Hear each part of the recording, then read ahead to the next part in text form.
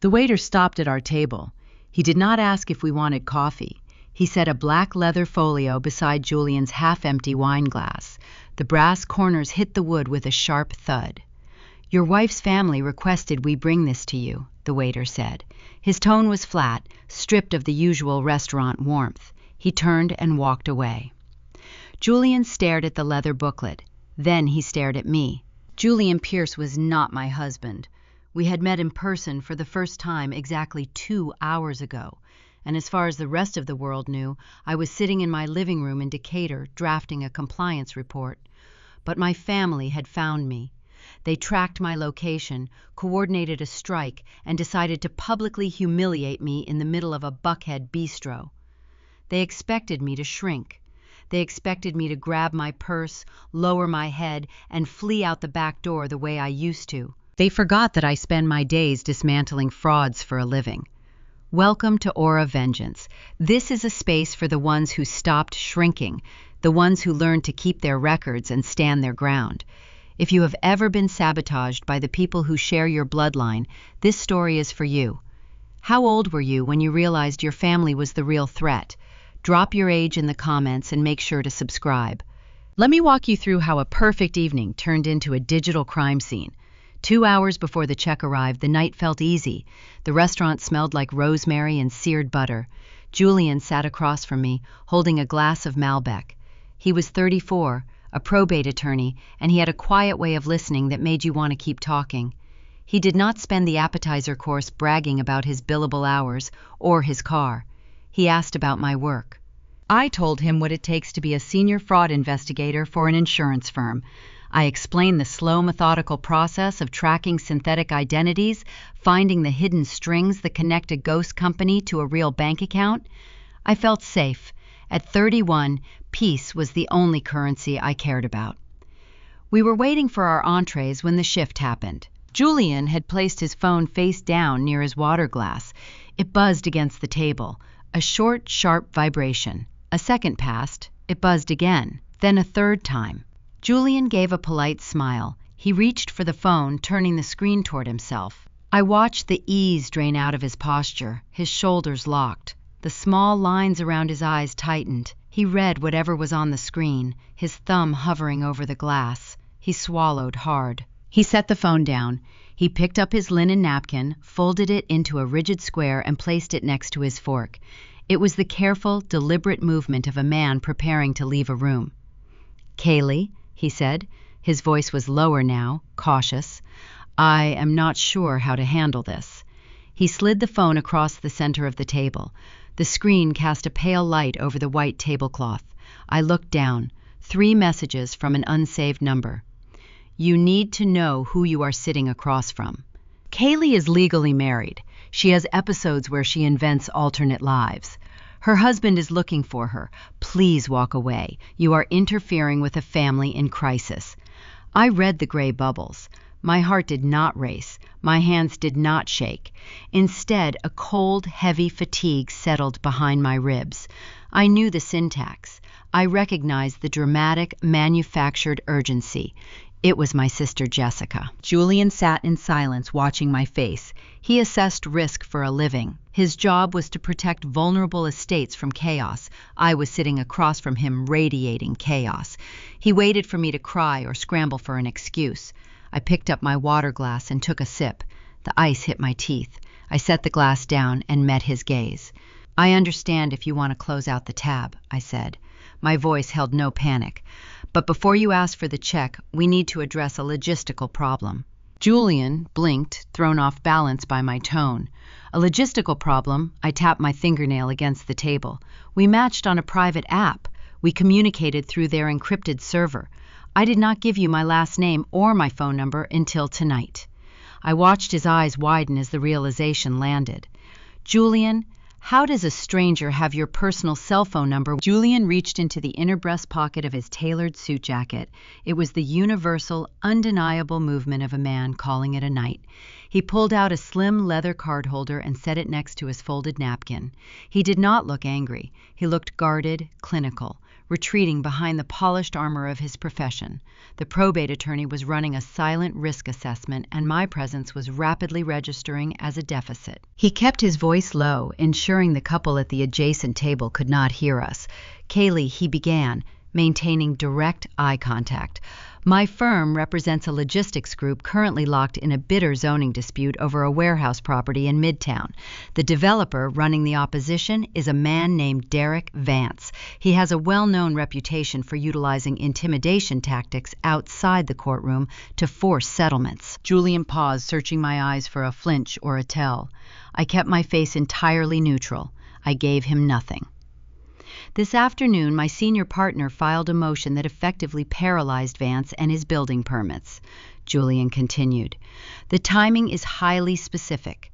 Now I am sitting at a dinner table and a stranger is texting my personal phone with wild allegations about the woman sitting across from me." He tapped his index finger against the leather card holder. "Are you associated with Derek Vance?" He thought he was caught in the crossfire of corporate warfare. He assumed this was a scare tactic, a coordinated effort by a rival developer to rattle a junior partner on a Thursday night. It was a highly logical deduction for a lawyer to make. It made sense of the chaos. It provided a neat professional explanation for a deeply uncomfortable situation. It was also incorrect. Hearing that name spoken out loud in a quiet restaurant felt like finding a piece of broken glass in a clean room. Derek Vance, the man I spent 3 years married to. He was a commercial real estate developer who possessed a distinct talent for buying loyalty. He never managed to buy my loyalty, but he easily purchased my family. During our marriage, Derek paid for my mother Sylvia to gut and remodel her entire kitchen. He funded my younger sister Jessica whenever her lifestyle outpaced her entry-level salary. He became the golden child my parents never had, simply because his checkbook was always open and his desire for their adoration was bottomless. When I finally walked away exhausted by his financial control and his endless emotional games, my family made their choice without hesitation. They kept the checkbook and discarded the daughter. They spent the ensuing 2 years telling their social circle that Derek and I were just taking some time apart. They framed it as a temporary rough patch. They needed that narrative to stay intact, because if Derek officially became my ex-husband, the funding would dry up. My family traded my reality for their comfort. They desperately wanted me to play the role of the unstable, confused wife who would eventually return home to her provider. Julian waited for my answer. His card holder rested on the white linen, a silent threat to end the evening and walk out the door. I did not offer a tearful explanation. I did not raise my voice to defend my honor. People who tell the truth do not need to shout. I picked up my phone, unlocked the screen, and opened an encrypted local drive. Fraud investigators never leave the house without documentation. You learn very quickly in my line of work that words are cheap, but court documents are bulletproof. I scrolled through my secure folders until I found a file named Fulton County Final. I opened the document, turned my device around, and pushed it across the table until it bumped gently against his leather card holder. "Read the top line," I said. Julian looked down. The blue light from the screen reflected in his dark eyes. He read the header. He saw the official watermark of the Fulton County Superior Court. He saw the date stamped in the top right corner, 24 months ago. He did not just skim the document. He read it with the trained focus of an attorney looking for loopholes. His eyes tracked the legal boilerplate, the precise paragraphs that dissolved a union, divided assets, and restored my maiden name. It was an absolute divorce decree, signed by a judge, stamped by a clerk, and settled in the eyes of the law. The man claiming to be my husband was a ghost legally severed from my life for 2 years. I watched Julian process the evidence. The rigid tension holding his jaw together began to soften. The lawyer who thought he was being set up by a corporate rival realized he was sitting across from a woman telling the undeniable truth. He looked up from the screen, his expression shifting from suspicion to genuine respect. He did not ask for an apology, and I did not ask for his pity. He picked up his card holder and slid it smoothly back into his jacket pocket. 24 months, he said, his voice quiet. I nodded, pulling my phone back to my side of the table and locking the screen. My family struggles with the concept of linear time, I replied. They prefer fiction when the facts become inconvenient. A faint smile touched the corners of his mouth. The immediate flight risk vanished. He reached for his wine glass, ready to steer the evening back to the safety of our appetizers. The heavy, suffocating weight of the accusation lifted from the table. We had cleared the hurdle.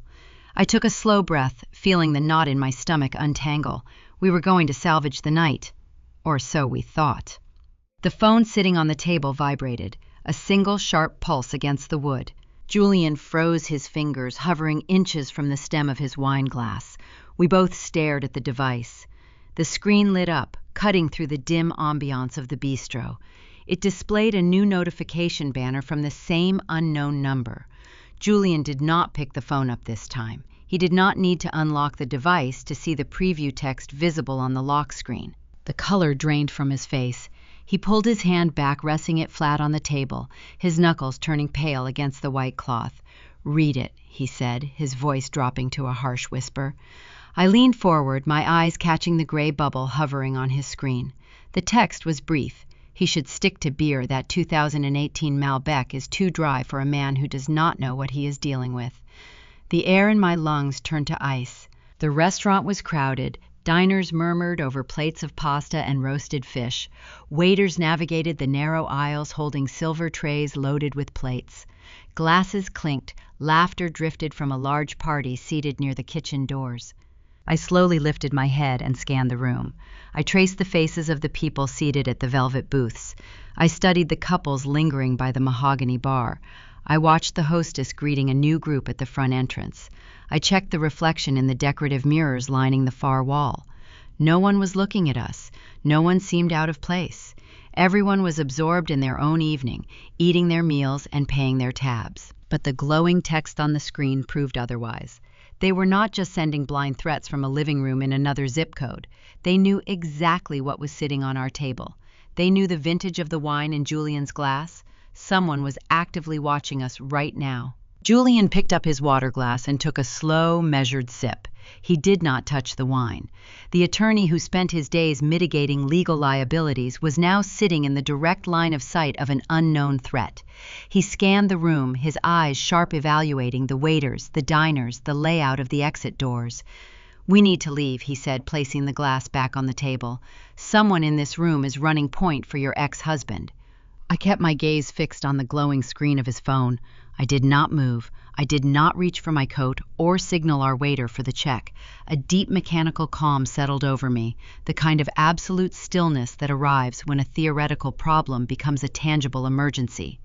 "No one in this room is running point," I replied, my voice steady enough to balance a coin on. "They do not need a physical spotter to know what you are drinking." Julian frowned, turning his attention back to me. "How do they know the vintage?" "Because you texted it to a friend 20 minutes ago," I said.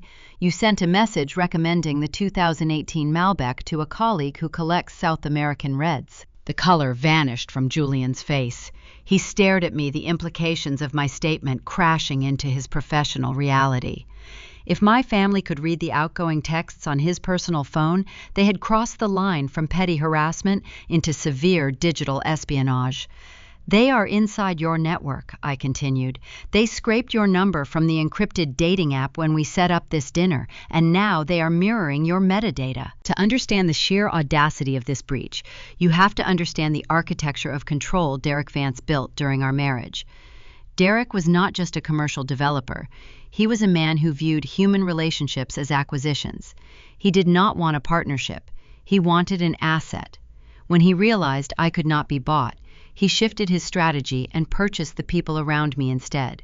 My mother, Sylvia, was an easy mark. She spent her entire life terrified of financial instability, hoarding coupons and complaining about utility bills. Derek recognized that fear and weaponized it. He handed her a blank check for a kitchen remodel. He flew her to luxury resorts for her birthday. He became the son she always wanted, simply by solving her problems with his checkbook. My sister Jessica was even easier. She craved status but lacked the drive to earn it. Derek provided the lifestyle she believed she deserved, securing VIP tables at clubs and funding her expensive habits. He built a fortress of financial dependency around my family, effectively holding their comfort hostage. When I finally packed my bags and filed the divorce papers, the structure Derek built panicked. I was the linchpin holding their luxury together. Without me, the access ended. Sylvia and Jessica did not support my escape from a controlling environment. They actively fought it. They told neighbors I was going through a stressful career transition. They told extended relatives we were taking a temporary break to focus on ourselves. They gaslighted me, telling me I was overreacting to his demands, hoping they could guilt me into returning before the money dried up. But I did not return. I filed the paperwork, secured my decree, and severed the financial ties. I removed myself from the family cellular plan the day I moved out. As a senior fraud investigator, I understand the vulnerability of shared networks. I changed my passwords, enabled two-factor authentication on every account, and established a digital moat around my new life. I thought I was secure. I thought the walls I built were high enough. I looked down at Julian's phone. The gray text bubble sat there mocking my assumed safety. I was wrong. The breach was not coming from Julian's device. It was coming from mine. During the final months of our marriage, Derek insisted on upgrading my technology. He bought me a new laptop and a top-tier smartphone, claiming he wanted me to have the best tools for my career. I accepted the devices to avoid another exhausting argument about his generosity. I wiped them clean, reinstalled the operating systems, and assumed they were safe. I underestimated the depth of his paranoia. Derek did not just hand me new hardware. He must have embedded a dormant tracking token or a sophisticated keystroke logger deep within my iCloud backup before he wrapped the boxes. A ghost in the machine sleeping quietly in the background data, waiting for a trigger to wake up. When I matched with Julian on the dating app, the token woke up. When we finalized our dinner plans, the ghost sent a ping to a remote server. When Julian sat down across from me and connected to the local cellular tower, the stalker had all the coordinates necessary to launch an attack. Julian pulled his phone closer to him, locking the screen. "Kaylee, this is wire fraud," he stated, his voice laced with the cold authority of his profession. "If they are monitoring my outgoing messages, they are intercepting privileged communications. I have client data on this device. I have active case files. If your ex-husband is accessing that information, this is no longer a domestic dispute. It is a federal crime." Julian was a probate attorney. His phone contained sensitive financial records, social security numbers of deceased clients, and confidential estate planning documents. By hacking into our text exchange, my family had inadvertently stepped onto a legal landmine. They thought they were ruining a date. They did not realize they had just triggered a massive liability crisis for a major Atlanta law firm. Julian stood up. His movements were rigid, purposeful. The polite dinner companion vanished, replaced by a litigator preparing for war. "I am calling the police," he said, reaching for his coat draped over the back of the chair. "I will have a squad car here in 10 minutes. We can file the report from the precinct." I placed my hand flat on the table. "Sit down," I said. He paused, his coat half off the chair. He looked at me, confusion warring with his professional instinct to escalate.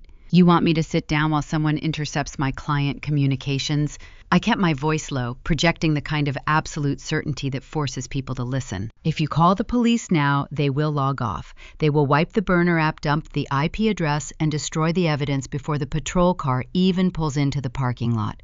You will hand a detective a screenshot of a text message from a dead number.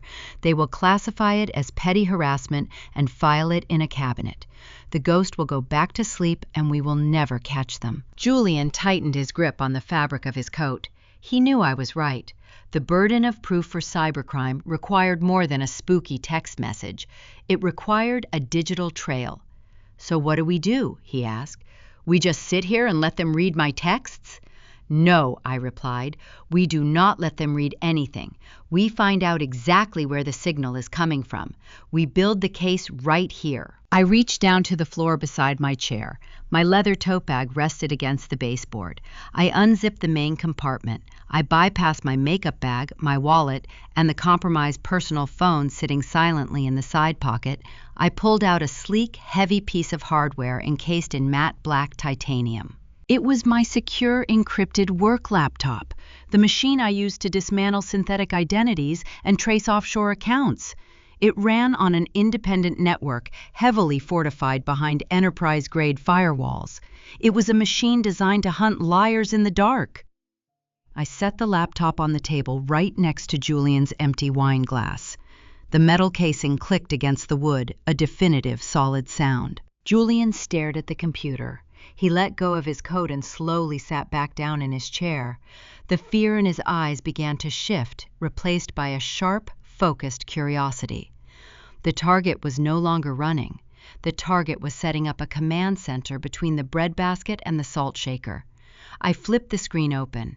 The keyboard glowed to life, illuminating my hands in the dim restaurant light. I looked up at Julian, my fingers hovering over the keys. "Give me your phone," I said. "It is time to hunt the ghost." Julian slid his phone across the white tablecloth. He did not hesitate. The initial shock had receded, replaced by the grim determination of a man accustomed to dismantling liabilities. He watched my hands as they moved over the illuminated keys of my secure laptop. The ambient noise of the Buckhead Bistro, the clatter of silverware, the murmur of affluent diners, the soft jazz playing through the overhead speakers, faded into a distant hum. We were no longer on a date. We were actively securing a digital crime scene. I reached into my tote bag and retrieved a specialized USB-C diagnostic cable. I connected one end to my compromised personal phone and the other to the matte black titanium laptop. The machine recognized the external device instantly.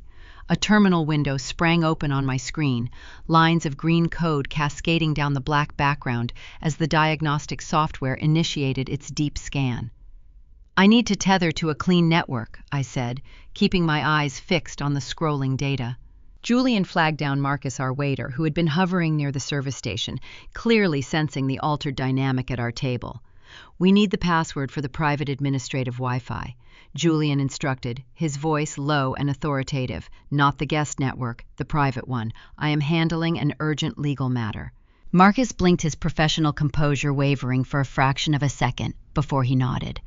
He scribbled a string of alphanumeric characters on a cocktail napkin and set it beside my laptop. He did not ask questions. In a high-end restaurant, staff are trained to recognize when a patron shifts from a guest into a crisis manager. I entered the password. The connection stabilized, providing a secure, high-speed pipeline free from the vulnerabilities of the public network. "Now," I said, "let us see who is watching us." I routed the connection through a virtual private network, masking my own location before initiating a trace protocol on the incoming text messages sitting on Julian's phone. Fraud investigation is not like the movies. There is no magical button that instantly reveals a villain's face. It is a slow, methodical process of peeling back layers of digital obfuscation, hunting for the single mistake a bad actor always makes. The person sending these messages was using a popular burner application to mask their originating phone number. The app creates a temporary digital proxy, a disposable identity, that bounces the text through several servers before delivering it to the target device. It is an effective tactic for petty harassment. It is designed to frustrate the average person and deter local law enforcement, who rarely have the resources to subpoena server logs for a misdemeanor stalking complaint. But the person orchestrating this attack made a critical error. They assumed they were dealing with a frightened ex-wife. They did not realize they were targeting a senior investigator equipped with enterprise-grade tracing software. The burner app masked the phone number, but it failed to scrub the hardware identification tags embedded in the data packets. Every device connected to the internet has a unique media access control address, a digital fingerprint. My software isolated the data packet containing the message about Julian's wine. I stripped away the proxy layers, exposing the raw metadata underneath.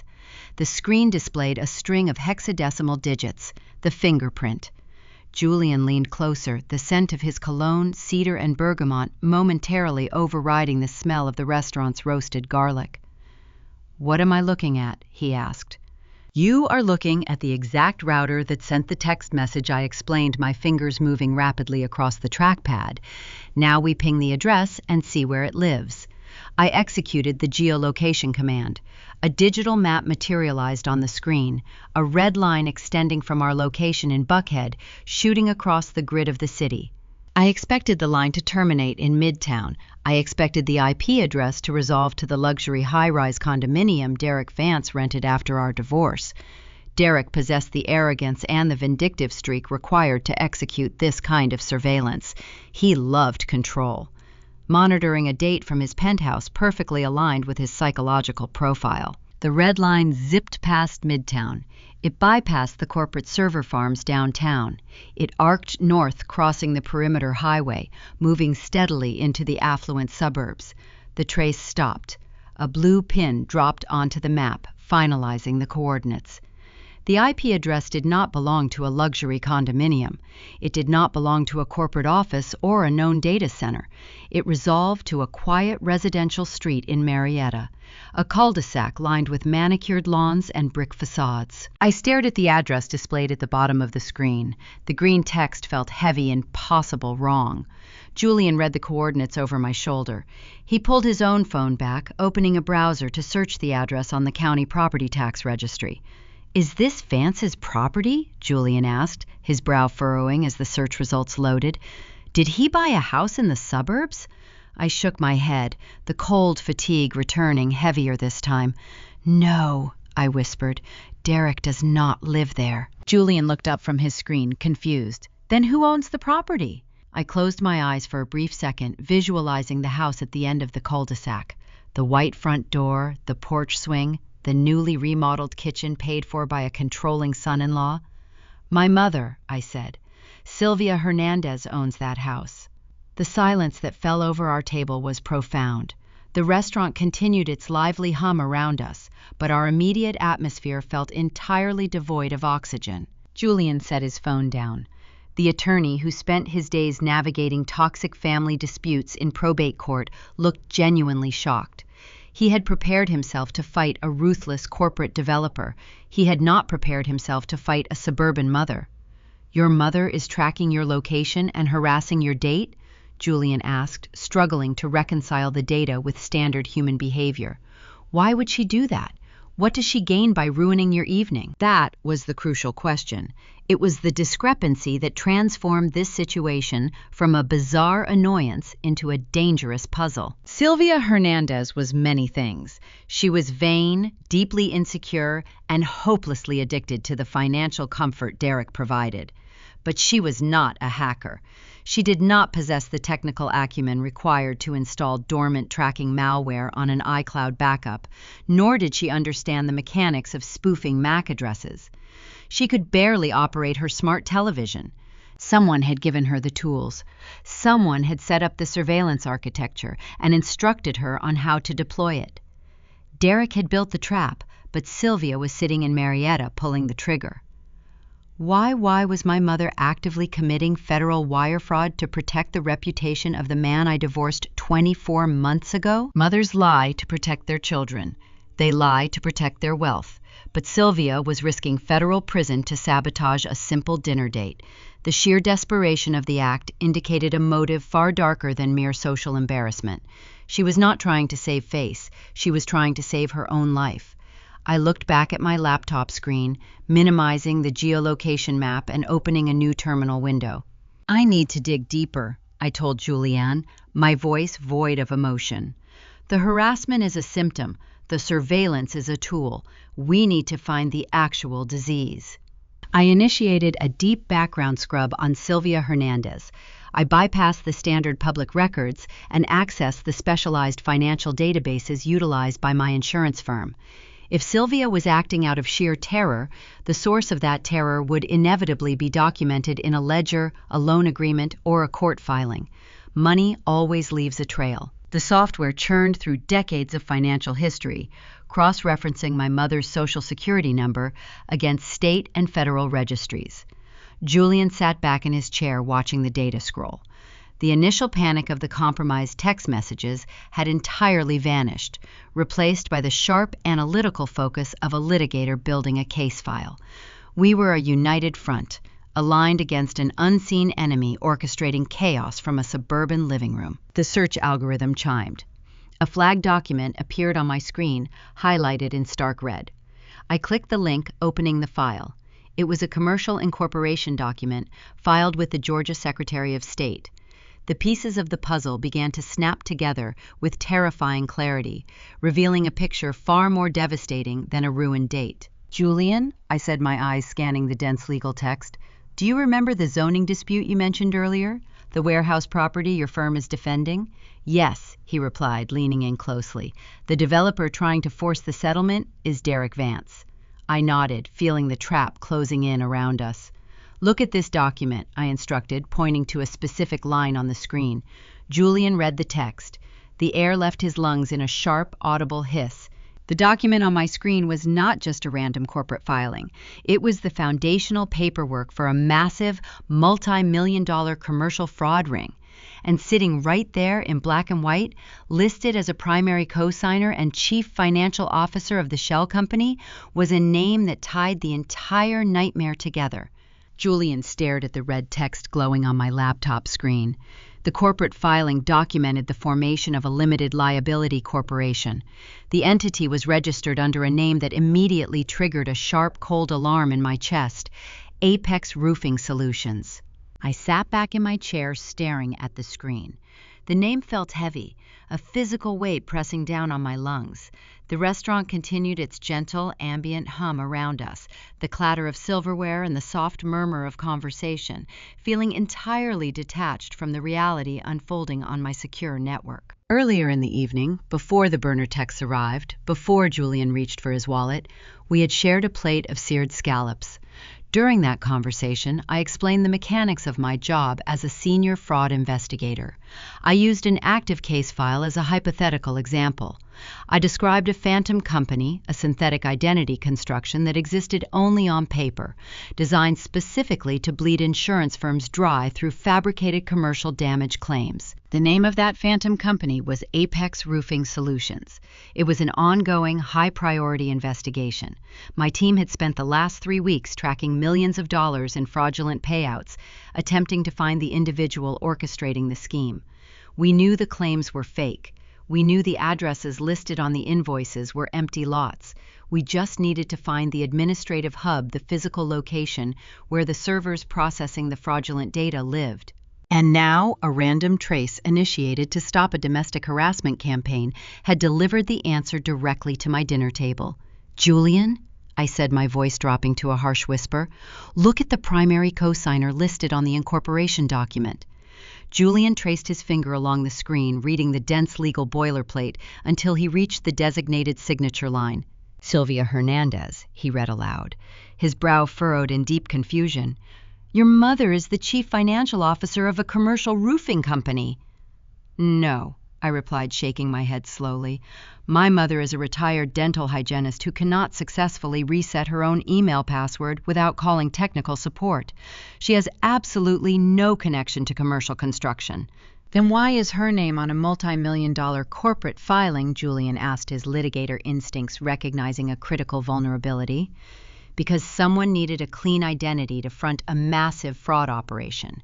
I explained the pieces of the puzzle, rapidly interlocking. I initiated a secondary diagnostic scan, instructing the software to analyze the background data stream flowing from my compromised personal phone. The initial trace revealed my mother was intercepting text messages. The deeper scan uncovered a far more sinister breach. The tracking malware installed on my device was not just mirroring text messages, it was executing an automated silent protocol, systematically forwarding every incoming and outgoing email from my primary inbox to a remote server. I pinged the destination server receiving my stolen emails. The IP address resolved perfectly. It matched the address associated with Apex Roofing Solutions. And that address, sitting directly in the administrative hub of the server registry, traced back to the residential cul-de-sac in Marietta, my mother's house. The realization hit me with the force of a physical blow. The harassment campaign was merely a distraction, a shallow cover for a profound systemic violation. My family was not just toxic, they were deeply embedded in a massive federal fraud ring. Derek Vance, the commercial developer who bought my family's loyalty, was the architect. He owned Apex Roofing Solutions. He utilized his extensive knowledge of commercial real estate to fabricate structural damage claims, billing insurance companies for millions in repairs on properties that did not exist or required no work. But Derek possessed a criminal record from his early 20s, a prior conviction for embezzlement that precluded him from securing the necessary bonding and licensure to operate a commercial contracting firm in Georgia. He needed a proxy.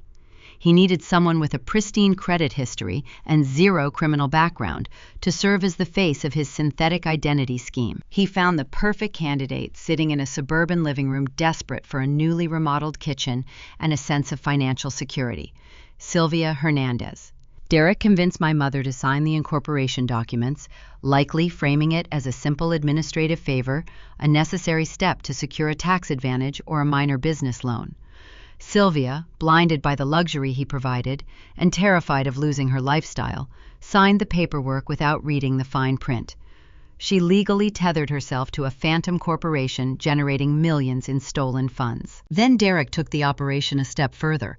He installed the primary servers for Apex Roofing Solutions in my mother's home. He utilized her residential IP address to mask the origin of the fraudulent claims, hiding his multi-million-dollar theft behind the digital footprint of a retired dental hygienist in Marietta. And my compromised phone was the final piece of his surveillance architecture. Julian, I am the lead investigator on the Apex Roofing case. I explained the gravity of the situation settling over us. My firm is actively building a federal indictment against this company. Julian stared at me, the full scope of the danger materializing in his eyes. Your ex-husband installed malware on your device to monitor your emails, Julian deduced, his voice tight.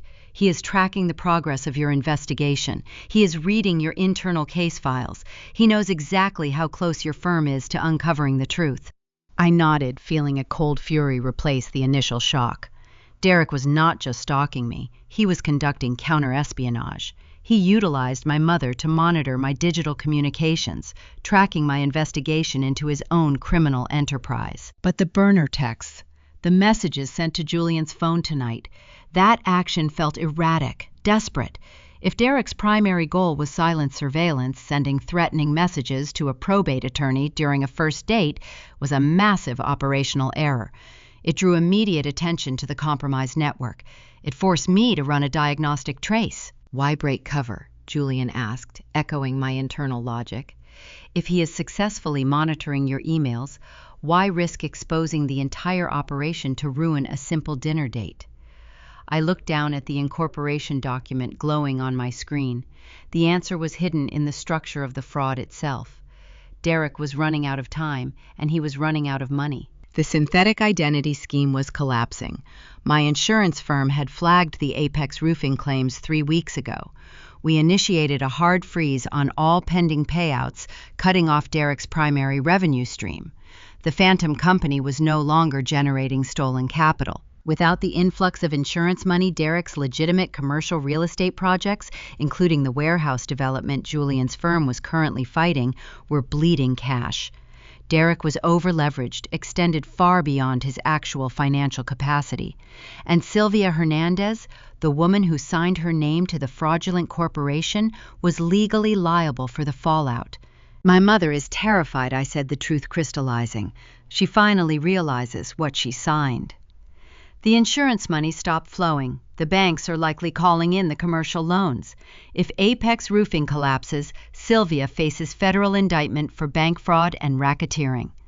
Julian leaned forward, his elbows resting on the table. How does ruining our date solve her legal exposure?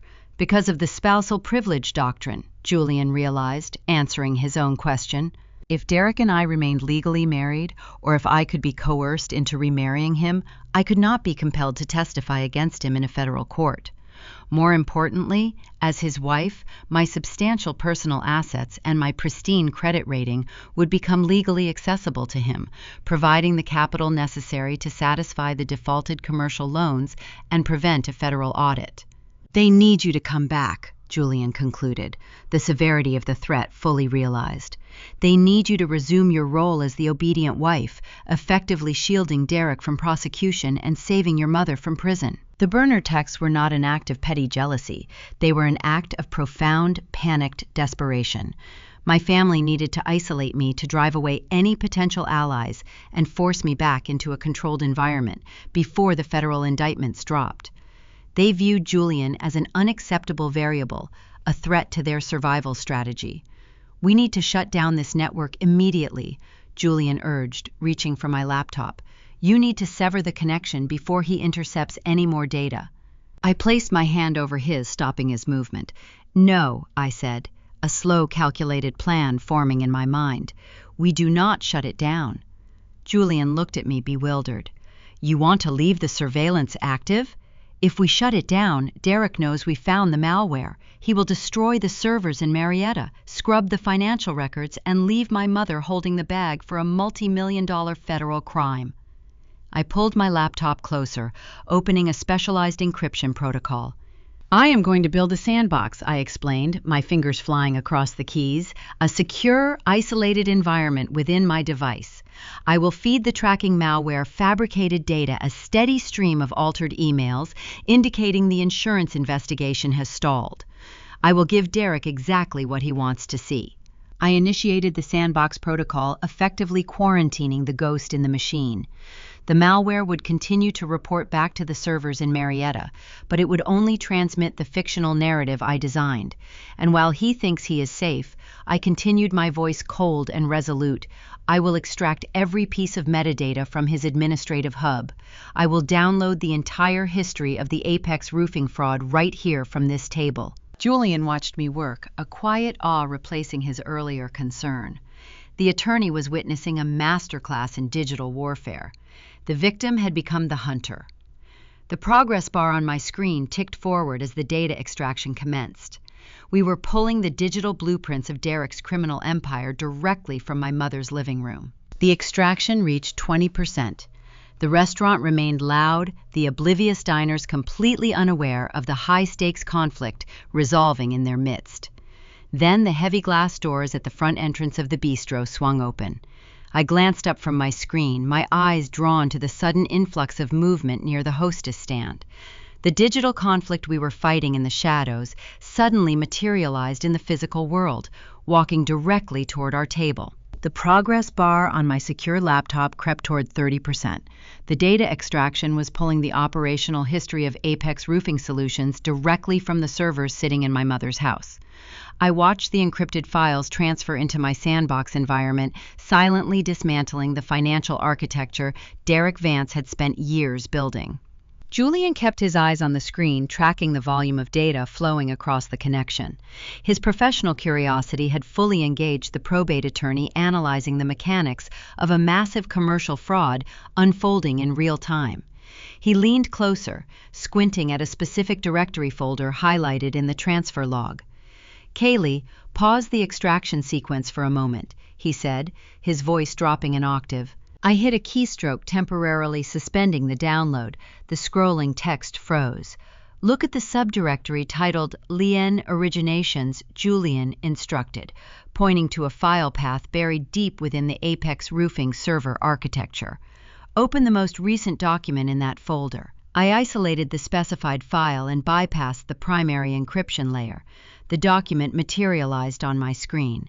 It was a standard commercial contractor's lien officially filed in Fulton County 3 days ago. Julian read the property address listed on the lien. The color abruptly drained from his face, leaving his complexion ash gray. He sat back in his chair, running a hand through his hair, his eyes wide with a profound, terrifying realization. "I know that address," he whispered, the words barely audible over the restaurant noise. I looked at him, recognizing the specific kind of shock that occurs when professional boundaries violently collapse into personal reality. "That is a commercial warehouse in West Midtown," Julian continued, his voice tight.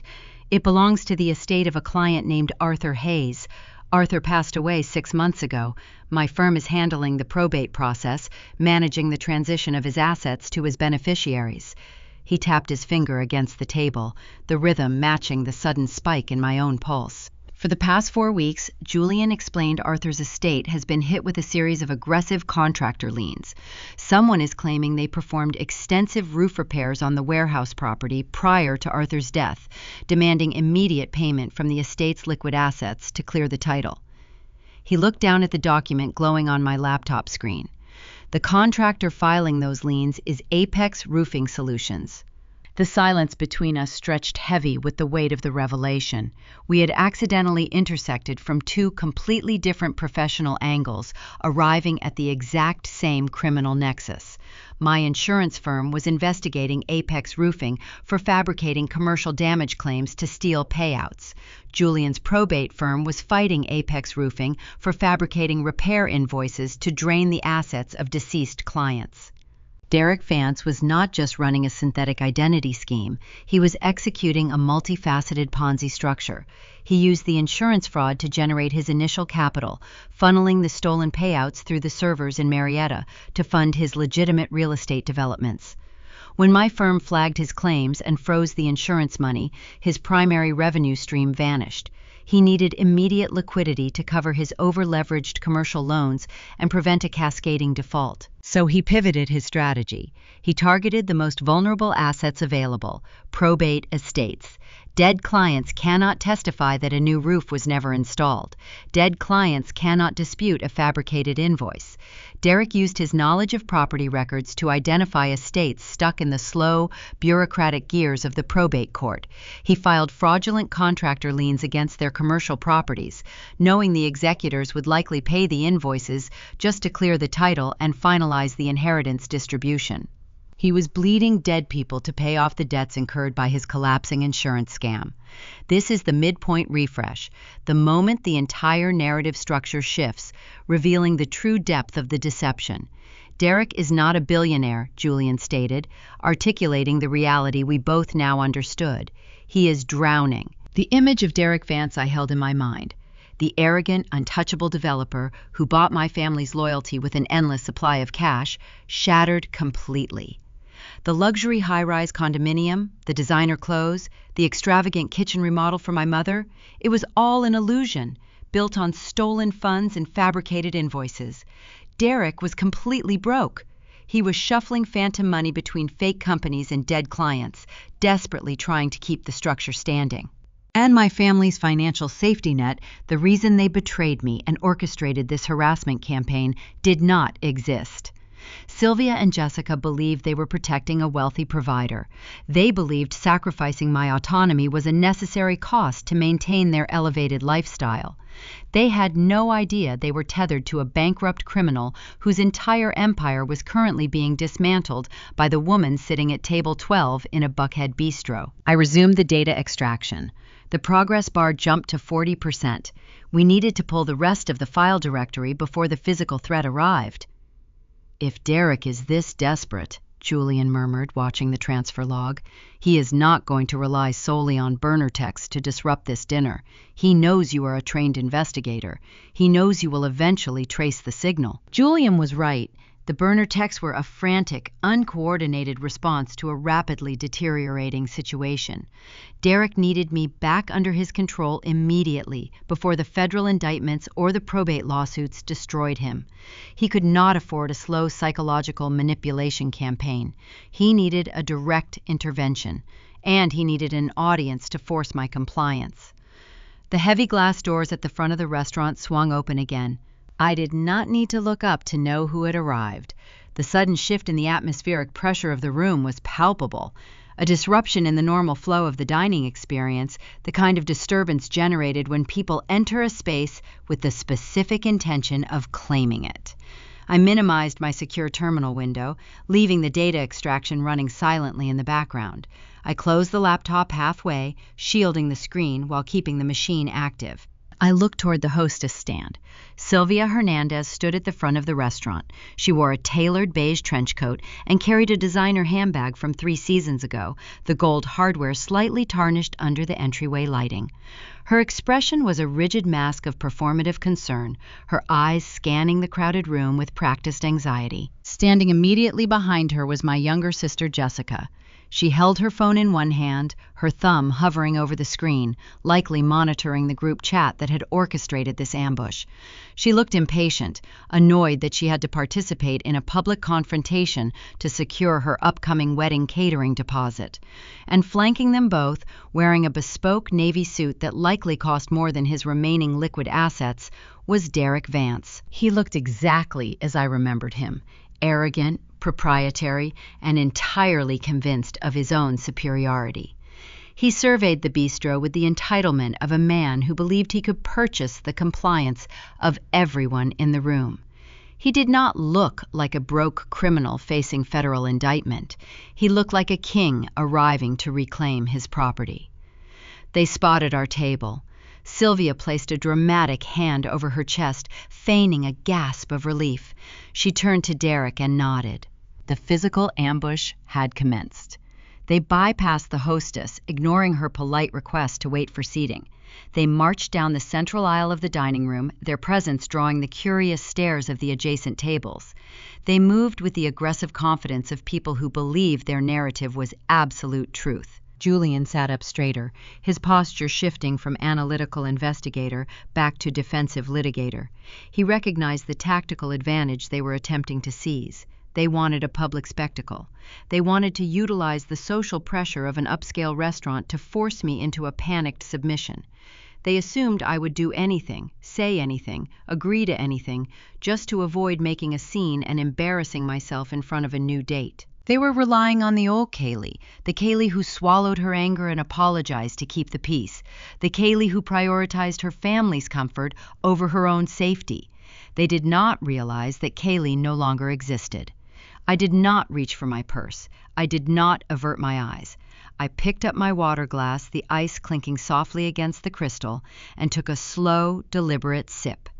"Let them speak first," I murmured to Julian, keeping my voice low and perfectly calm. "Give them enough rope." Julian offered a brief, understanding nod. He crossed his arms over his chest, anchoring himself in his chair, prepared to observe the incoming collision. Derek reached our table first. He did not look at me. He did not acknowledge my presence in any meaningful way. It was a classic dominance display, designed to render me invisible and insignificant. He placed his hands flat on the edge of our table, leaning forward slightly, invading Julian's personal space. He flashed a brilliant, entirely manufactured smile, displaying the expensive dental work my mother had always admired. He extended his right hand toward Julian, the gold watch on his wrist catching the ambient light.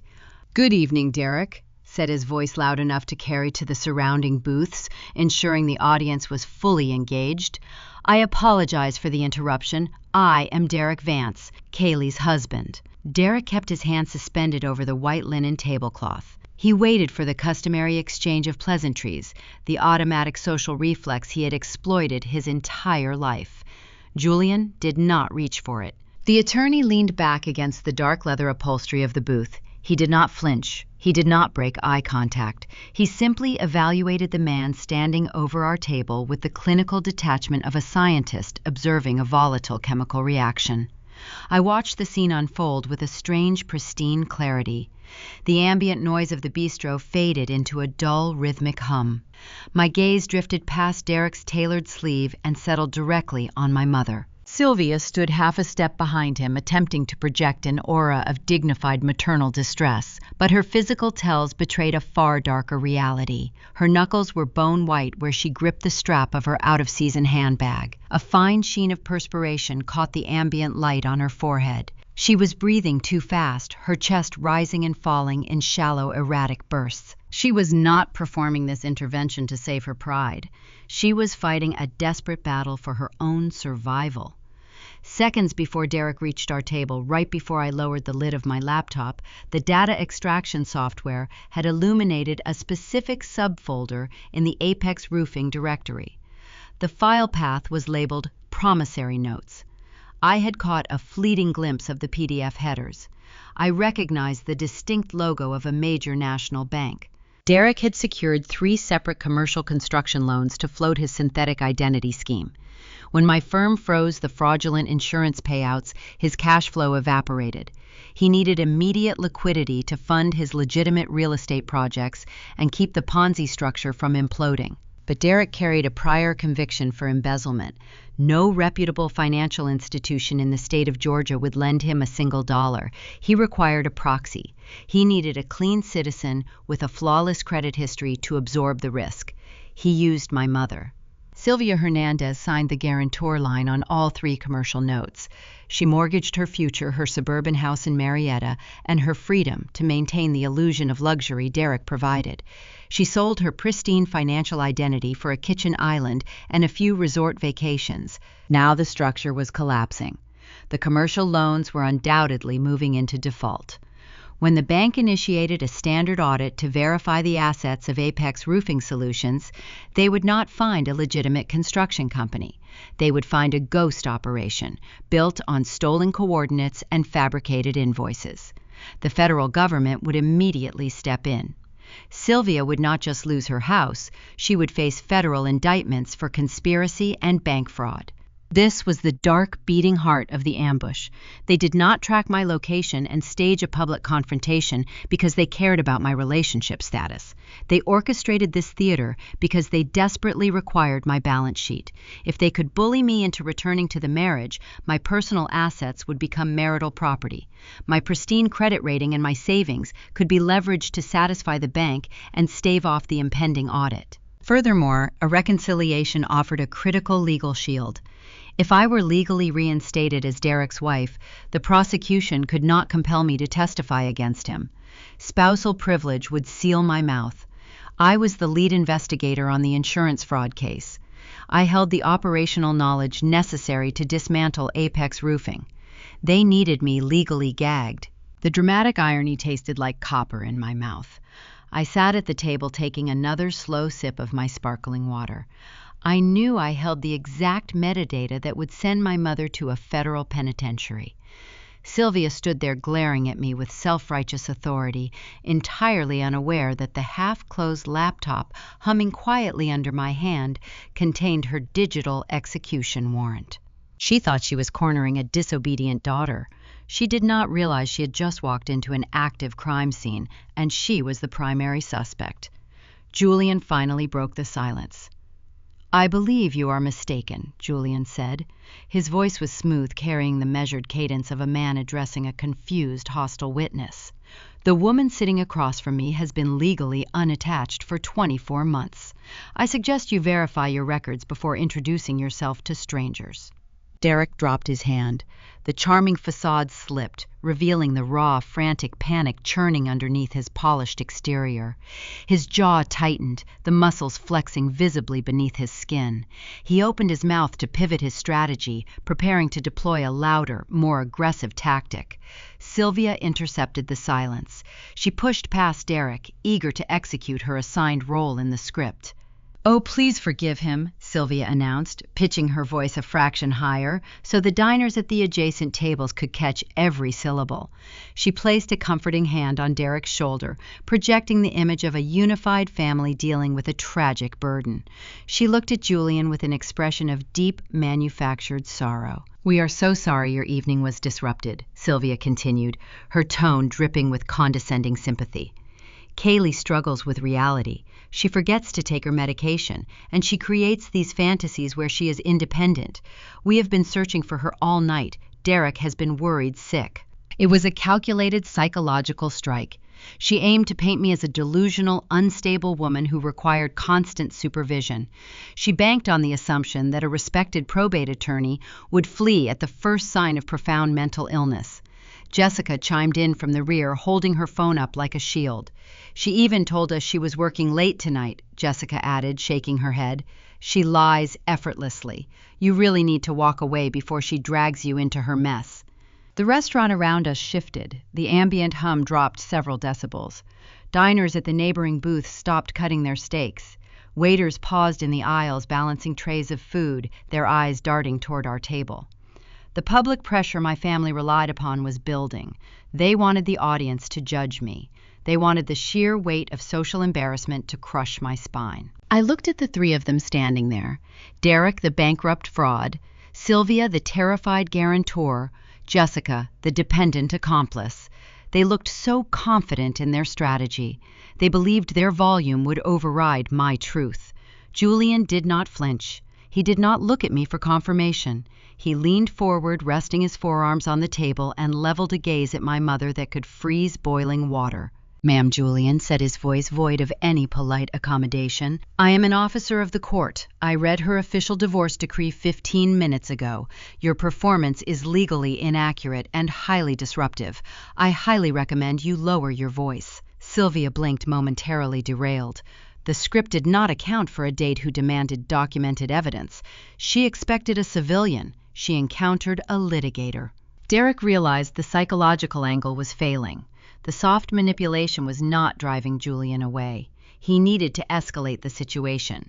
He needed to force a physical resolution before the restaurant management intervened. He stepped closer to the table, his physical proximity designed to intimidate. "This is not a courtroom," Derek snarled, abandoning the polished persona. "This is a family matter. Get your purse, Kaylee. You are coming home." He reached across the white linen, his hand shooting toward my leather tote bag sitting on the floor. He was aiming for my bag. He was aiming for the bag that held my secure laptop, the machine currently housing his ruined empire. The physical threat had finally arrived, demanding an immediate, calculated response. Derek's hand shot across the space between us, his fingers stretching toward the leather straps of my tote bag resting against the baseboard. It was a fluid, aggressive movement, the physical manifestation of a man accustomed to taking what he wanted without permission. He assumed I would flinch. He expected me to recoil, to surrender the bag, and to follow him out of the restaurant with my head bowed in performative shame. He was operating on outdated data. He was anticipating the reaction of a woman who no longer existed. I did not raise my voice. I did not scream for security. I simply shifted my weight, bringing the heel of my boot down hard onto the edge of the leather tote, pinning it securely to the hardwood floor. Derek's fingers brushed the canvas exterior, but the bag did not yield. He tugged, applying force, but the heavy tote remained anchored. He looked up, his expression twisting from arrogant confidence to genuine confusion. "Do not touch my property," I said. My voice was flat, carrying the cold clinical resonance of a dial tone. The volume was low, intended only for the people standing directly at the table, but the intensity behind the words radiated outward. Derek straightened his posture and his hand retreating from the bag. The confusion in his eyes curdled into a dark, unstable anger. The facade of the concerned husband dissolved entirely, exposing the desperate, cornered fraud beneath. He glanced quickly around the dining room, assessing the audience.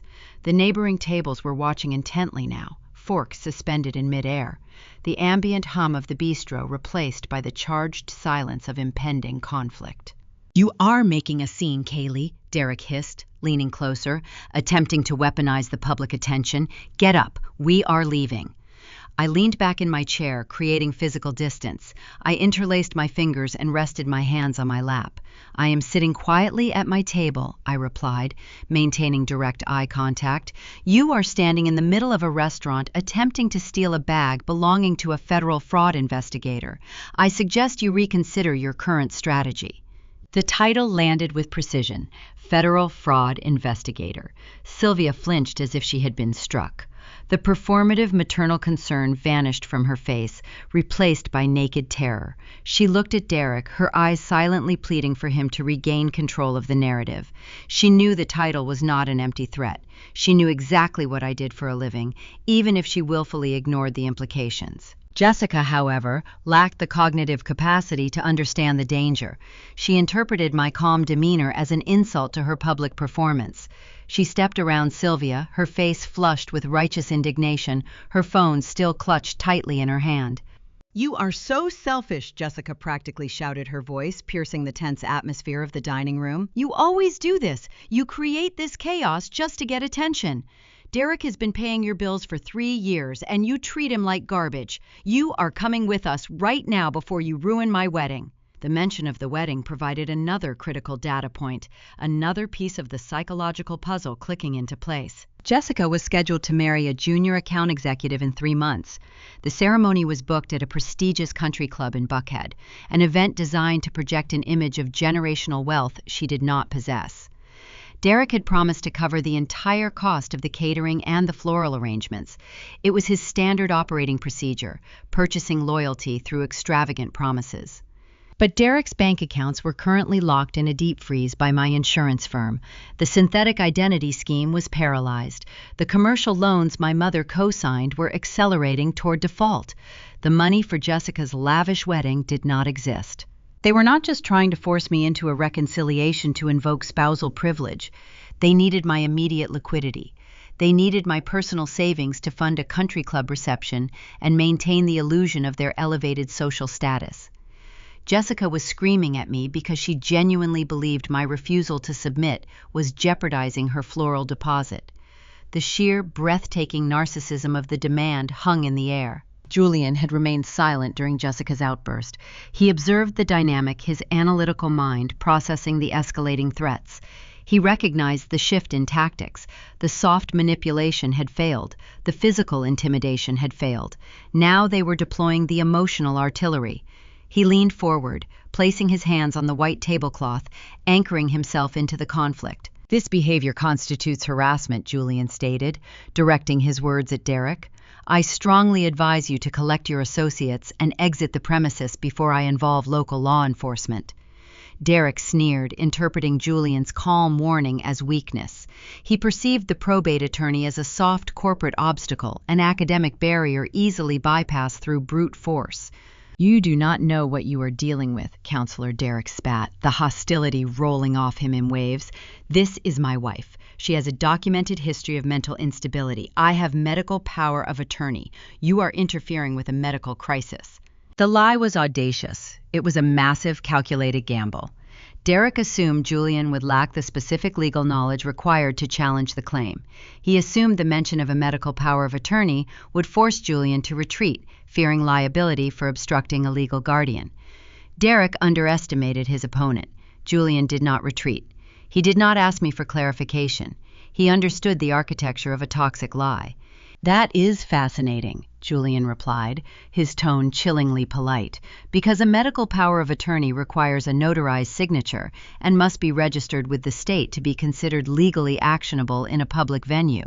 Furthermore, it is automatically dissolved upon the finalization of an absolute divorce decree, which, as I stated earlier, I reviewed 15 minutes ago." Julian paused, letting the legal reality settle over the table. "If you attempt to enforce a dissolved legal document to restrict her movement," he continued, his voice hardening, "you are committing false imprisonment and unlawful restraint. Both are felony offenses in the state of Georgia." The legal terminology struck Derek like a physical blow. The aggressive posture faltered. He was accustomed to bullying contractors and manipulating suburban housewives. He was not equipped to debate a seasoned litigator in the middle of a crowded restaurant. Sylvia grabbed Derek's arm, her manicured fingers digging into the fabric of his expensive suit. The terror in her eyes had amplified. The situation was spiraling out of control. The quiet, compliant daughter they expected to corner had allied herself with a legal expert capable of dismantling their threats in real time. "Derek, stop," Sylvia hissed, her voice trembling. "We need to leave. People are staring." Derek shook her hand off his pride, wounded. He could not retreat. Retreat meant failure. Retreat meant facing the frozen bank accounts, the defaulted loans, and the impending federal audit without a shield. He needed a victory. He needed to prove he retained control over the narrative. He turned his attention back to Julian, his expression hardening into a look of pure, concentrated malice. "You think you are protecting her?" Derek asked, his voice dripping with condescension. "You think she is the victim here? You have no idea who is sitting across from you. She is a pathological liar. She destroys everything she touches." Derek pointed a finger directly at my face, a final desperate attempt to shame me into submission. "Ask her about the text messages." Derek demanded, his volume rising again. "Ask her what she sent me this morning." He looked at Jessica and snapped his fingers. "Show him," Derek commanded. "Show him the proof." Jessica scrambled to unlock her phone, her thumb frantic against the screen. She was eager to deliver the decisive blow. The fabricated evidence they believed would finally shatter my credibility and force Julian to abandon the table. The physical ambush had stalled against the wall of Julian's legal expertise and my unyielding composure. Now they were pivoting to their final desperate strategy. They were deploying the digital forgery. The conflict was escalating toward a critical detonation point. Jessica thrust her phone toward Julian. The screen hovered inches from his face, displaying a digital screenshot illuminated against the dim ambiance of the bistro. She held the device with the trembling intensity of a prosecutor delivering the final piece of evidence to a jury. "Look at this," Jessica demanded, her voice shrill and vibrating with manufactured indignation. "Read what she sent to him this morning." Julian did not lean back. He did not blink. He maintained his composure, analyzing the glowing screen with the detached clinical scrutiny of a professional evaluating a piece of contested evidence. He recognized the maneuver. He spent his days parsing through fabricated wills, contested deeds, and desperate relatives attempting to rewrite the final wishes of the deceased. He understood that when toxic people lose control of a narrative, they manufacture a crisis to regain leverage. I sat quietly watching the sequence unfold. I did not rush to defend myself. I did not raise my voice to declare the text a forgery. I simply placed my hands on the table and waited. When your opponent is actively digging a hole, you do not interrupt to ask for a shovel. You stand back and let them excavate. The screenshot displayed a text message conversation framed within the standard interface of a popular messaging application. The contact name at the top read, "Kaylee." The message underneath, time-stamped at exactly 9:14 that morning, was a masterpiece of pathetic manipulation. "Derek, I made a mistake. I am so sorry. I miss my husband. Please come get me." It was the ultimate trump card, the fabricated digital confession, designed to obliterate my credibility in a single stroke. They engineered this specific lie to convince Julian that I was not a victim of harassment, but a manipulative, unstable woman playing games with a devoted partner. They banked on the visual proof, the stark reality of the text bubble, to override the legal authority of the divorce decree. Jessica looked at me, a triumphant, vicious smirk twisting her features. She believed the trap had sprung. She believed the sight of those words would force Julian to push his chair back and throw cash on the table and walk away in disgust. "See," Jessica said, turning her attention back to Julian, tapping her manicured nail against the screen. "She lies about everything. She tells you she is divorced, but she is begging her husband to take her back. You need to leave before she destroys your life, too." Sylvia stepped closer, resuming her role as the deeply concerned, long-suffering matriarch. She raised a tissue to her eye, dabbing at a tear that did not exist. "We just want to get her help," Sylvia whispered, projecting her voice to ensure the adjacent tables caught the narrative. "She is deeply unwell. We are trying to protect her from herself." It was a staggering performance. They were utilizing the architecture of a public venue, the captive audience, the social pressure to maintain decorum, the inherent fear of embarrassment to execute a psychological hostage negotiation. They constructed a reality where I was erratic and dangerous, and Derek was the noble savior. They assumed I would fold.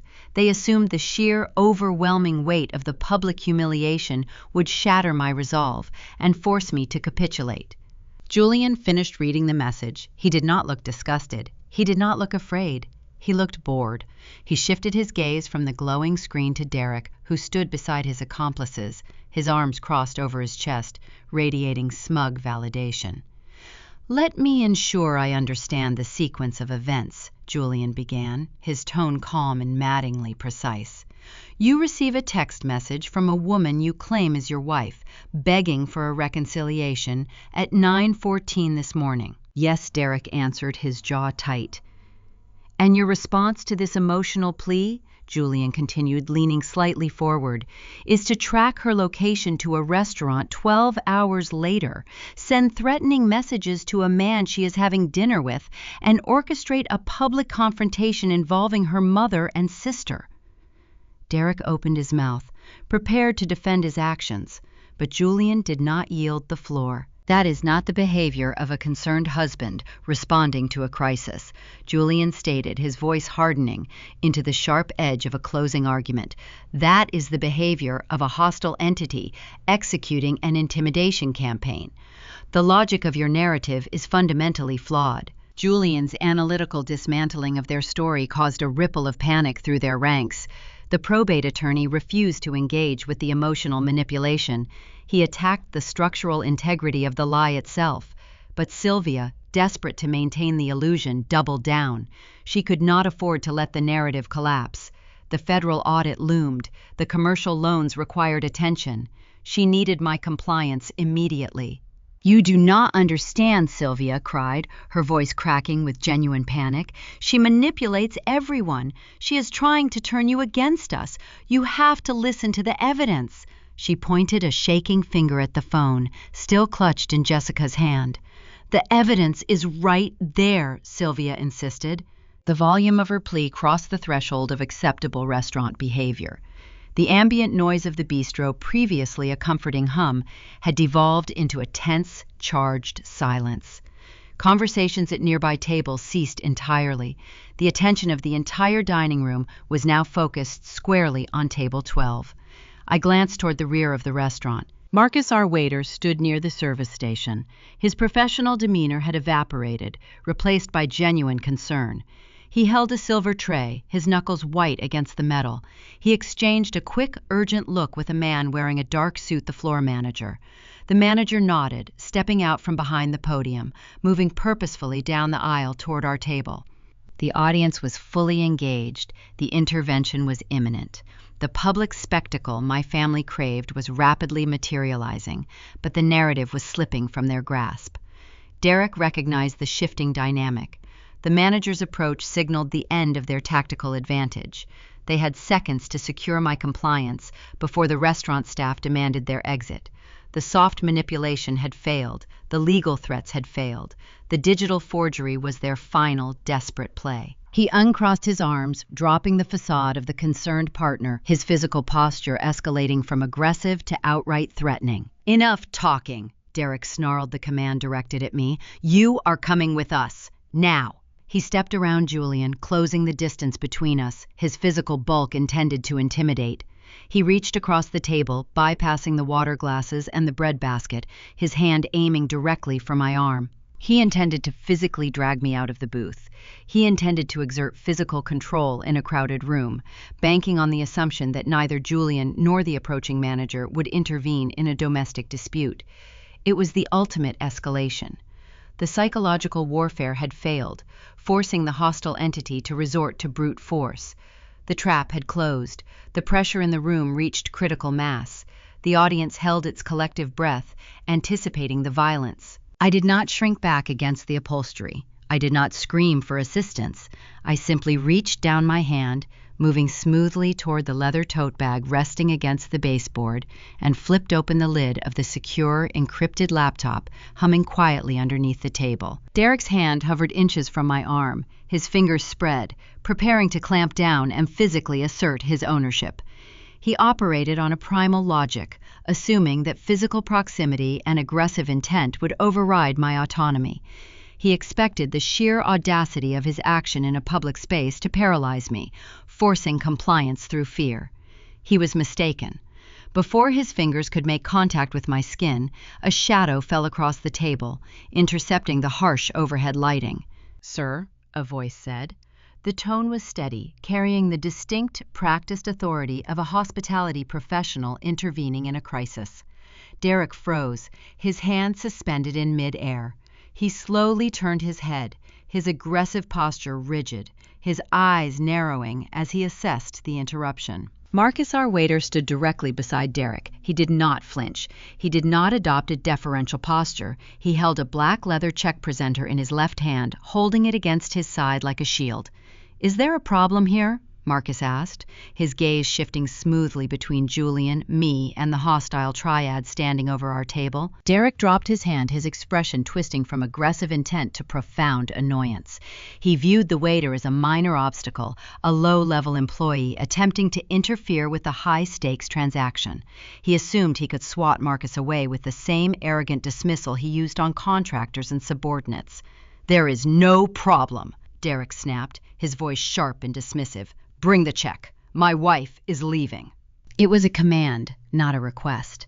Derek utilized the language of ownership, attempting to establish his authority over the situation and enlist the waiter as an unwitting accomplice in my extraction. He assumed the title of husband granted him universal jurisdiction. Marcus hesitated for a fraction of a second, his professional training warring with his assessment of the volatile dynamic. He looked at me, searching for confirmation, waiting for the distressed woman to nod and accept her fate. I did not nod. I did not avert my gaze. I looked Marcus directly in the eye, connecting with the young man attempting to navigate a crisis he did not sign up for. "I am not his wife," I said. My voice was calm, precise, and entirely devoid of emotion. I spoke with the operational clarity of an investigator delivering facts in a deposition. I did not plead. I did not explain the complex history of the divorce or the mechanics of the fraud. I simply dismantled the foundational lie Derek relied upon. Marcus blinked, the tension in his shoulders relaxing marginally as he received the necessary information. "These individuals are not seated at our table." I continued my gaze, never leaving the waiter's face. "They are currently trespassing on this property, and they are actively harassing my guest and me. Please bring my check directly to Julian and immediately notify your floor manager that we require security to escort these individuals off the premises." The instructions were clear, legally specific, and entirely unambiguous. By utilizing precise terminology, trespassing, harassment, security, I stripped the situation of its domestic ambiguity. It was no longer a messy family dispute. It was a security protocol requiring immediate enforcement. Marcus understood perfectly. He recognized the shift in power. He realized the calm, articulate woman sitting at the table controlled the narrative, while the aggressive man attempting to shout orders was the liability. "Understood, ma'am," Marcus replied, his voice firm. He did not look at Derek again. He turned on his heel, the black apron snapping around his legs, and walked swiftly toward the floor manager waiting near the service station. Derek watched the waiter depart, the reality of the insubordination failing to register immediately. His assumed authority, the invisible armor he wore his entire life, had just evaporated. A 22-year-old waiter ignored a direct command from a millionaire developer because a woman sitting quietly at a table delivered a superior instruction? It was a humiliating public defeat. The narrative control he desperately sought had fractured, leaving him exposed and impotent in the middle of the dining room. Sylvia released a sharp, panicked breath. She understood the implications of the floor manager's involvement. The intervention was no longer a theoretical threat. It was a rapidly approaching reality. If security arrived, the spectacle would escalate. If the police were called, the names of the individuals involved would be recorded. The exposure was unacceptable. The risk to the Apex roofing operation was too high. "Derek, we need to go," Sylvia urged her, voice trembling, her hand tugging urgently at his sleeve. "The manager is coming. We cannot afford a scene." Derek ignored her. His pride was a volatile, unpredictable entity. The public defiance shattered his composure entirely. The calculated manipulation vanished, replaced by a raw, unhinged fury.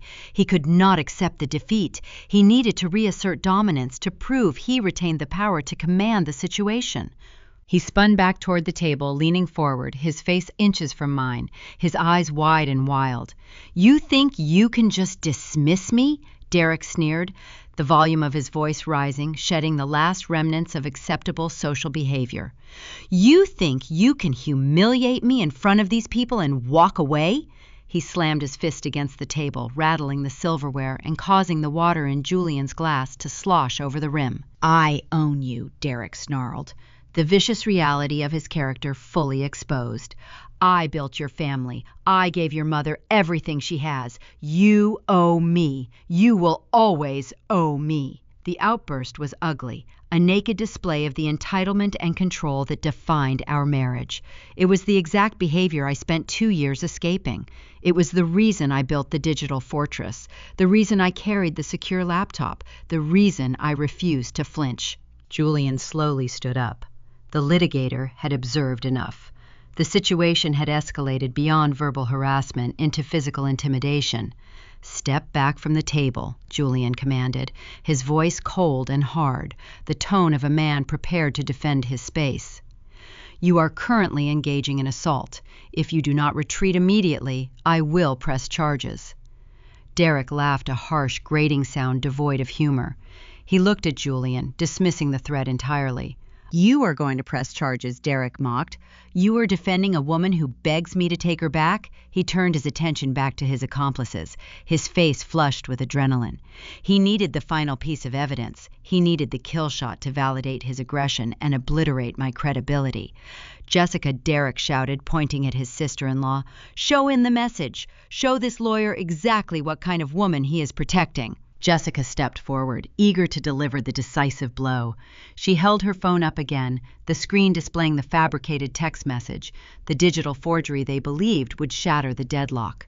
"Look at it," Jessica demanded, shoving the phone toward Julian's face for the second time, her voice rising to match Derek's intensity. "Read the message. She sent it this morning. She is a liar." The final trap was set. The manufactured evidence was deployed. They believed the undeniable visual proof of the text bubble would force Julian to abandon the defense and allow them to extract their target. I watched the phone hovering in the air. I looked at the timestamp glowing on the screen. 9:14 a.m. The conflict had reached its apex. The emotional artillery was exhausted. The physical intimidation had failed.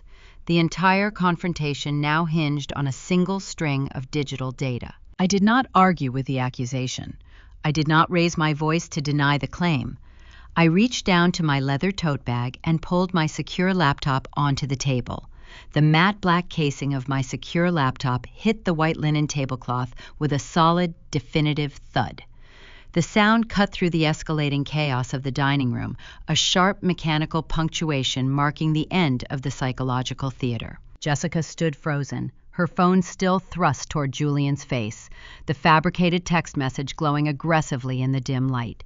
She expected a reaction. She anticipated shock, disgust, or at least a frantic denial. She did not expect a piece of enterprise-grade hardware to enter the equation. I did not look at her phone. I did not need to verify the forgery. I already knew the architecture of the lie. I opened the laptop, the screen flaring to life, illuminating the precise cascading lines of the data extraction log. The progress bar sat comfortably at 85%. The digital blueprints of the Apex roofing fraud were nearly secured within my sandbox, but I required a different set of data to address the immediate threat standing over my table. I minimized the extraction window and opened a direct, encrypted portal to my cellular carrier's administrative server. This was not a consumer-facing application. This was the deep diagnostic interface utilized by telecommunications technicians and fraud investigators to verify the integrity of a network. Julian recognized the shift in my posture. He stepped back slightly, yielding the floor.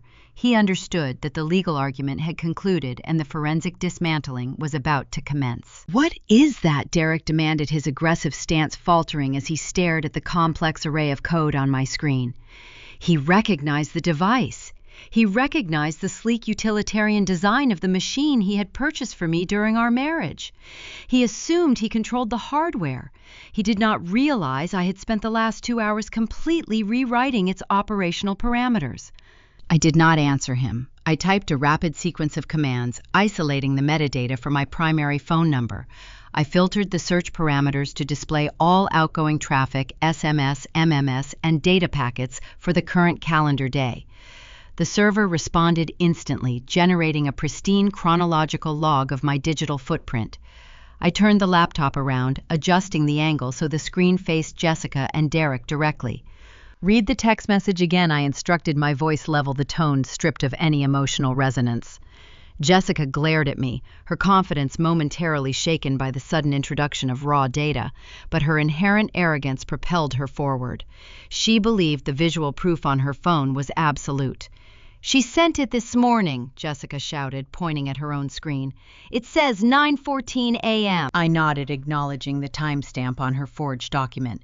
Then I pointed to the glowing carrier log displayed on my laptop. "Your screenshot indicates a message originated from my number at 9:14 a.m., I stated, enunciating each word with the cold precision of a metronome. "Now look at the official carrier diagnostic." Derek leaned closer, his eyes scanning the columns of green text. The log displayed a comprehensive record of every digital interaction my phone executed. "Observe the time block between 8 a.m. and 11 a.m., I directed, tracing the relevant section with my finger.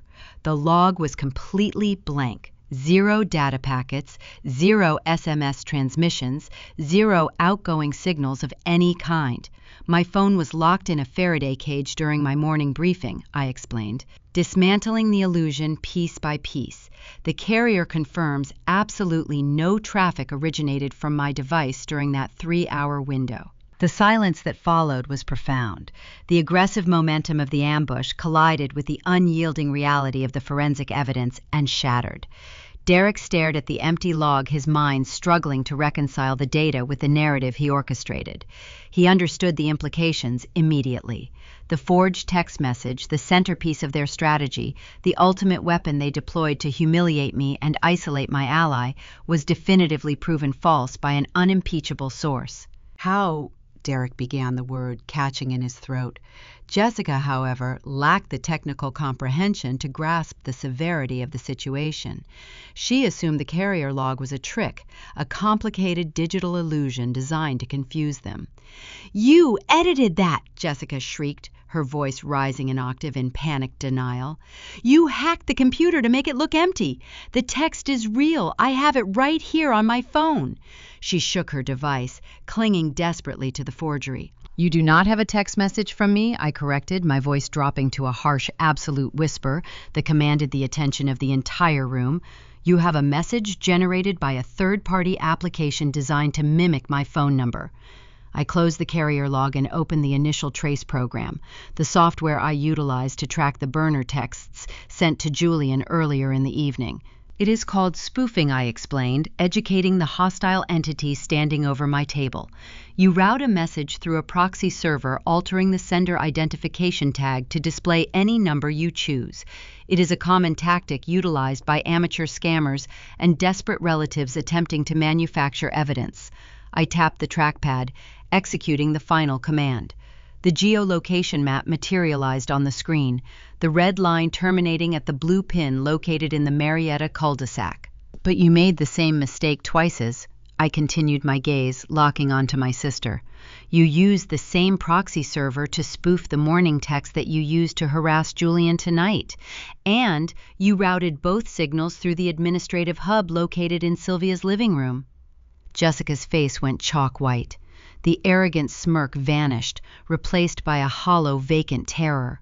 She slowly lowered her arm, the phone slipping from her fingers, the forged message no longer a weapon, but a profound liability. She finally understood.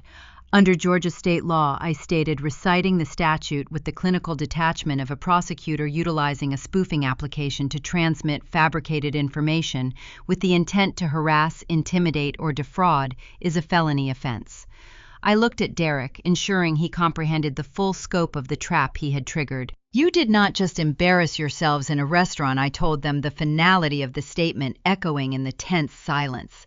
"You documented your own cybercrime. You transmitted a forged communication utilizing a registered IP address, and I have the entire sequence recorded, time-stamped, and verified by my carrier." The color completely drained from Derek's face. The robust, proprietary confidence he wielded moments ago evaporated entirely. He looked at the laptop screen, then at me, the realization washing over him in a sickening wave. The woman he attempted to bully, the wife he assumed he could control through public humiliation and fabricated evidence, had just secured the digital proof necessary to initiate a federal investigation. Sylvia let out a low, strangled gasp. She stumbled backward, bumping into an empty chair, her hand flying to her mouth. She understood the peril far better than Jessica. The IP address linked to the spoofing felony was the same IP address hosting the servers for Apex Roofing Solutions. If law enforcement investigated the harassment complaint and seized the router in Marietta, they would inevitably discover the massive synthetic identity fraud operation running in the background. The minor domestic dispute had just compromised the entire multi-million-dollar criminal enterprise. The performative ambush had failed catastrophically. The family realized they hadn't shamed me. They had handed me the exact coordinates of their destruction. The floor manager arrived at our table, flanked by two burly security guards wearing dark suits and earpieces. "Is there a problem here, sir?" the manager asked, addressing Julian respectfully while keeping a wary eye on Derek. Julian adjusted his jacket, reclaiming his professional authority. "These individuals are trespassing and engaging in aggressive harassment," Julian confirmed, his voice calm and decisive. "We requested their removal." The manager nodded, turning his attention to Derek. "Sir, I must ask you to leave the premises immediately," the manager instructed, his tone polite but entirely unyielding. "Your behavior is disrupting the other guests." Derek did not move. He stood frozen, trapped in the wreckage of his own design. He could not argue. He could not deploy the forged text message. He could not rely on the fabricated medical crisis. Every weapon in his arsenal had been systematically dismantled and turned against him. But the desperation of a cornered animal is unpredictable. The rational mind shuts down, and the instinct for survival takes over. Derek could not accept the defeat. He could not walk out the door and face the impending ruin of his financial empire. He needed leverage. He needed a victory, however Pyrrhic, to salvage his fractured ego. He ignored the manager. He ignored the security guards. He locked his eyes on Sylvia, his expression twisting into a mask of pure, unadulterated malice. He was about to detonate the final explosive.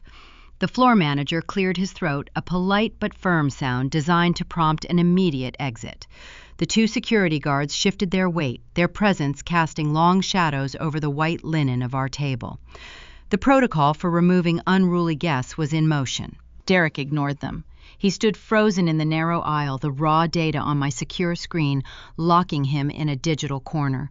The forged text message had failed. The false medical narrative had collapsed. The quiet, compliant wife he expected to retrieve was sitting behind an enterprise-grade firewall, dictating the terms of his surrender. He had no legal leverage. He had no psychological advantage. Every sophisticated tool in his arsenal lay dismantled in front of an audience of affluent diners and hospitality staff. When a predator loses the ability to manipulate, it resorts to extortion. Derek snapped his head away from the laptop. He did not look at me, nor did he look at the attorney who had systematically shredded his credibility. He turned his attention entirely to the woman standing a few feet away, clutching her out-of-season designer handbag. He aimed his remaining ammunition directly at Sylvia. "If she does not get in my car right now," Derek shouted, his voice shredding the enforced quiet of the bistro, "I am pulling the deposit on the country club tomorrow morning." The declaration echoed across the dining room, a raw, ugly transaction broadcasted to everyone within earshot. "You owe me," Derek continued, his face flushed, pointing a rigid finger at my mother. "You signed the agreements. You made the promises. You fix this right now, or I cancel the venue. I cancel the caterer, and I leave you holding the bill for the entire event." The threat hit the small group like a physical shockwave. To understand the specific gravity of that threat, you must understand the architecture of my sister's upcoming wedding. Jessica was scheduled to marry in 3 months. The event was not a celebration of a relationship. It was a calculated social exhibition. Sylvia and Jessica had selected the most exclusive restrictive country club in Buckhead. They planned a lavish reception for 300 guests, complete with imported floral arrangements and a top-tier event coordinator. They designed a coronation, a public display of the generational wealth they desperately pretended to possess. The non-refundable deposit to secure the country club was $50,000. Derek wrote the check. He funded the illusion. He held the financial leash, and he knew exactly how tight to pull it. If Derek canceled the funding, the wedding would evaporate. The invitations would be rescinded. The social humiliation for Sylvia and Jessica would be profound and permanent. They would have to explain to their curated circle of friends that the money was gone. Derek bet his entire exit strategy on their terror of losing that status. Jessica gasped, her hands flying to her face. The reality of the felony cybercrime vanished from her mind, instantly replaced by the terrifying prospect of a canceled floral arrangement. She looked at Derek with wide, panicked eyes, then turned her gaze toward me. Sylvia underwent a far more chilling transformation. The facade of the concerned, heartbroken mother dissolved entirely. The tears she had carefully dabbed with her tissue vanished. The stooped, worried posture straightened into a rigid line of ruthless self-interest. Her features hardened, the warmth draining from her face, leaving behind the cold, calculating expression of a woman evaluating a ledger. She weighed the variables. On one side of the scale sat her eldest daughter, a woman who had just survived years of financial abuse and was currently protecting herself from a documented stalker. On the other side of the scale sat a $50,000 catering deposit and the preservation of a suburban illusion. Sylvia made her choice without a fraction of hesitation. She stepped around Derek, closing the distance to our table. She did not look at Julian. She did not acknowledge the security guards waiting in the aisle.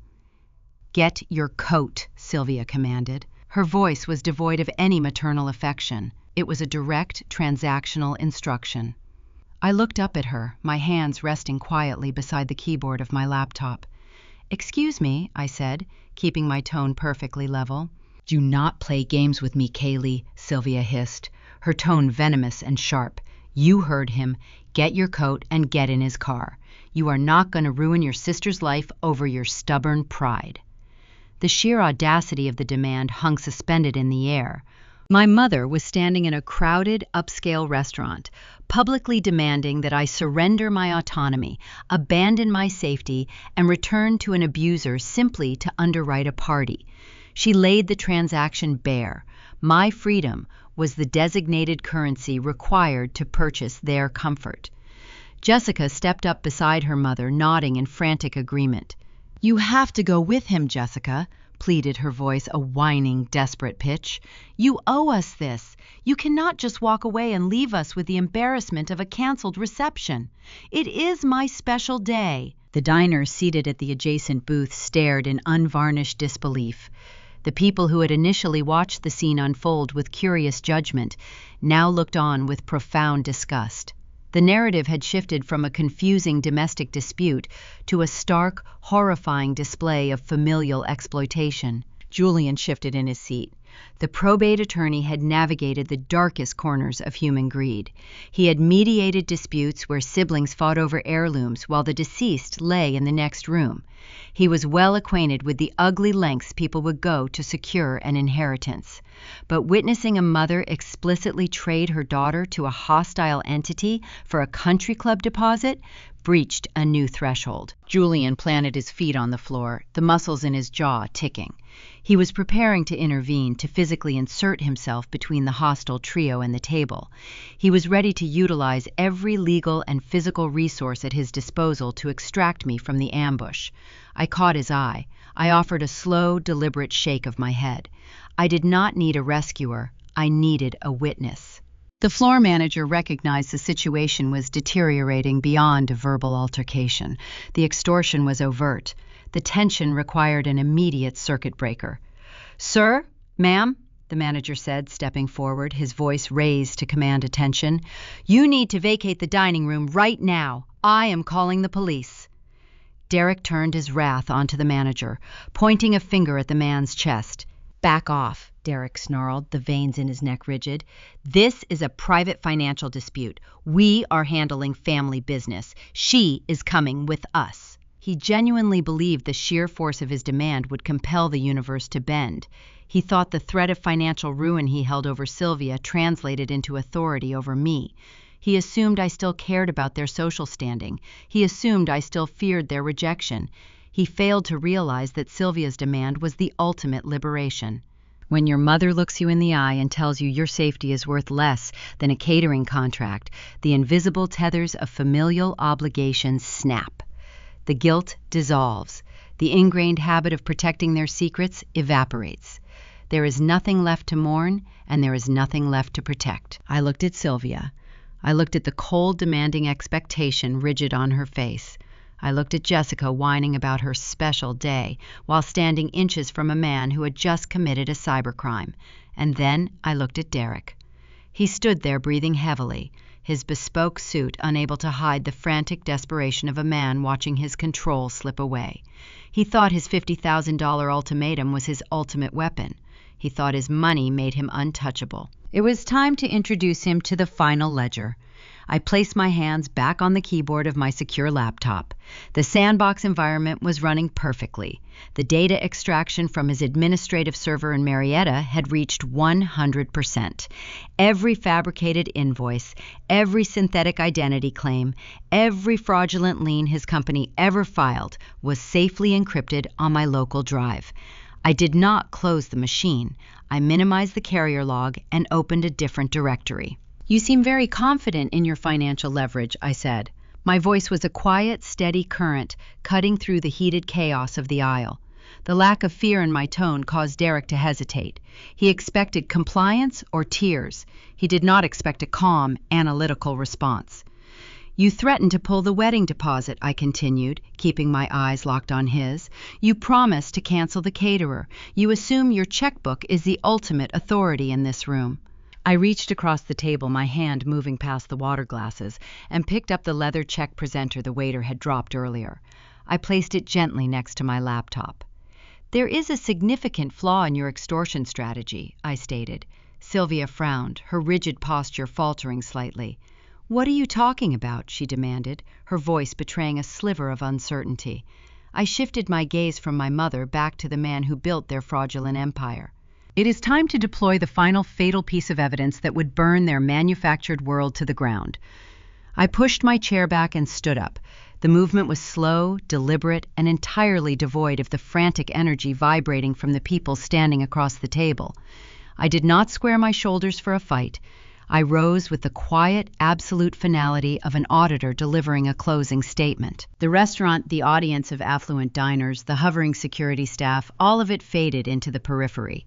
The focus of the room narrowed to the space between my laptop and the man who believed he owned me. "You cannot cancel the wedding deposit, Derek," I said. My voice did not echo across the bistro. It did not need volume to carry weight. It sliced through the tension with the clinical precision of a scalpel. Derek scoffed a short, sharp sound of disbelief. He attempted to maintain his aggressive posture, but a subtle twitch near his right eye betrayed the sudden spike in his internal panic.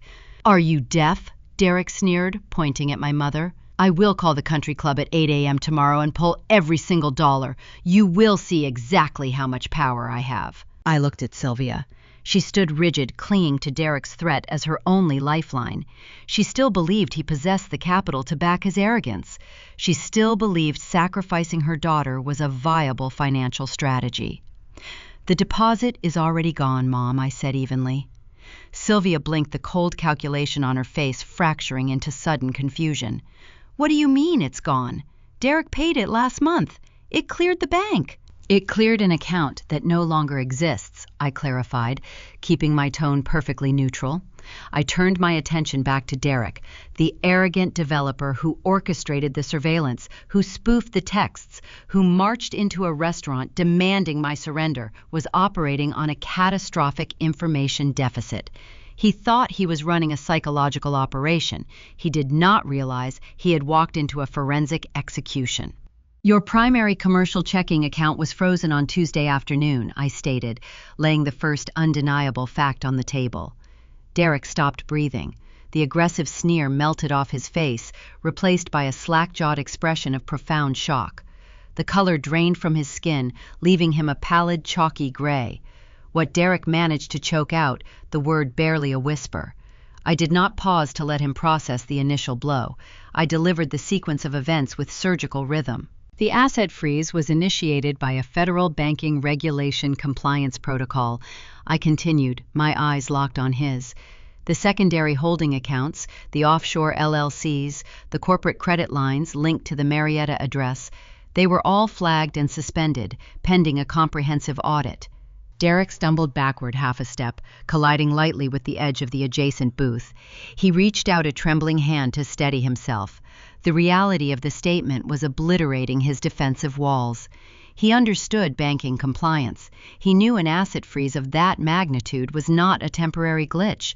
It was a death sentence for a commercial developer relying on fluid capital. "You cannot access the funds, Derek." I told him the reality of his ruin settling over the aisle. "You cannot pull the country club deposit because you do not have the liquidity to authorize a transfer. Your checkbook is empty." Jessica let out a sharp, high-pitched gasp. The news finally penetrated her limited comprehension of the situation. The abstract threat of a canceled wedding suddenly materialized into a terrifying, immediate crisis. "No!" Jessica shrieked, looking frantically between me and her benefactor. "Derek, tell her she is lying. Tell her you have the money." Derek did not answer her. He could not tear his eyes away from me. He was staring at the woman he considered a manageable liability, finally recognizing the architect of his destruction. "How do you know that?" Derek demanded, his voice a hoarse, rattling sound. "How could you possibly know about the asset freeze?"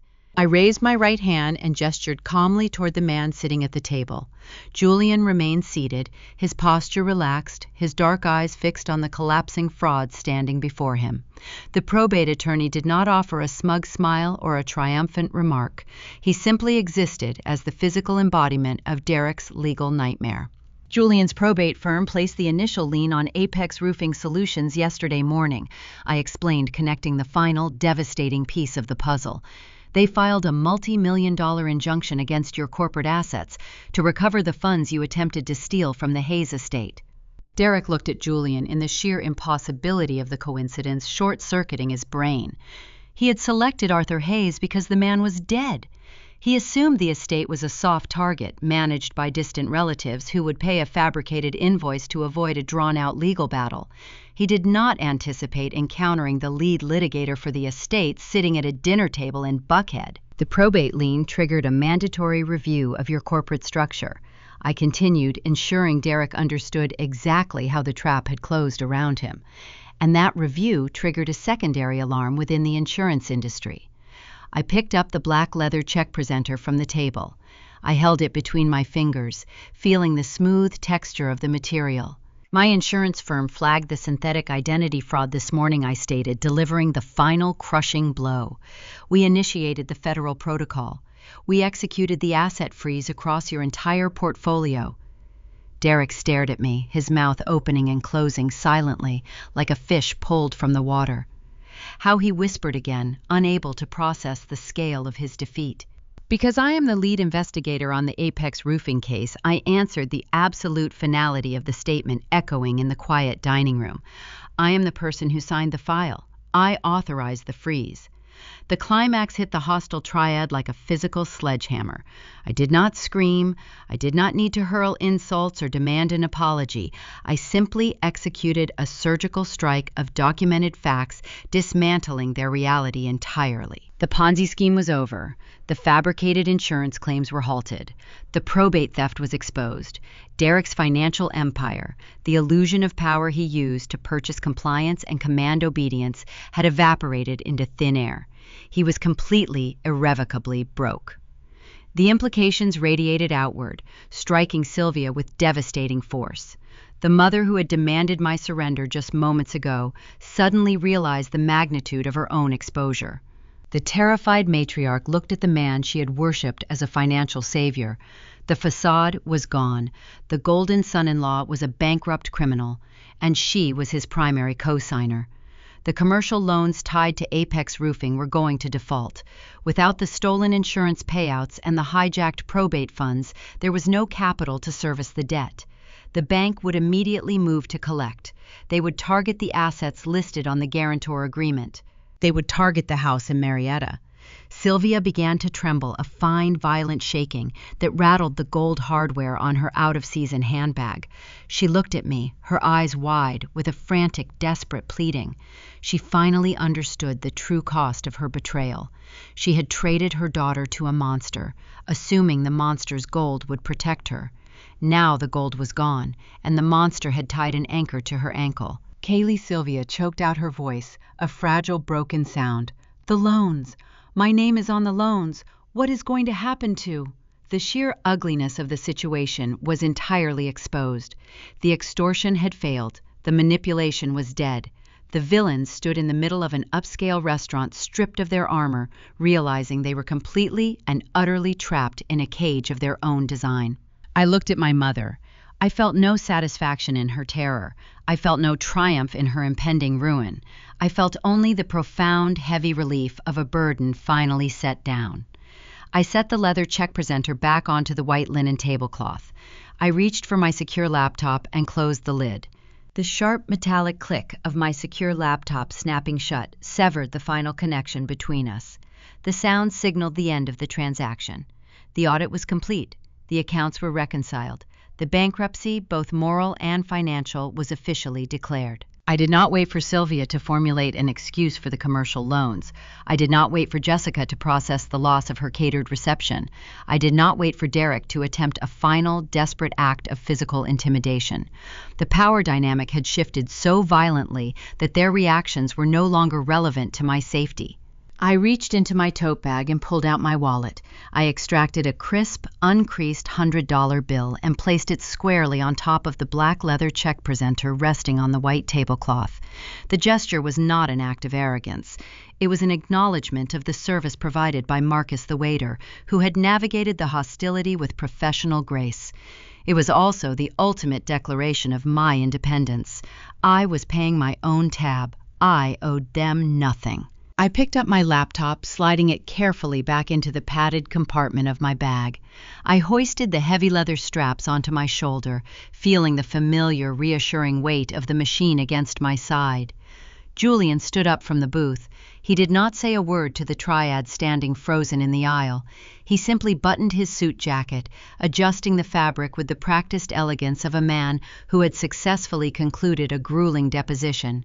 He offered me his arm. It was a small, archaic gesture, but in the context of the shattered dining room, it carried profound significance. It was an offer of solidarity, a physical barrier between my past and my present. I placed my hand lightly on his forearm. The fabric of his sleeve was smooth, the muscle underneath rigid and steady. We turned away from table 12.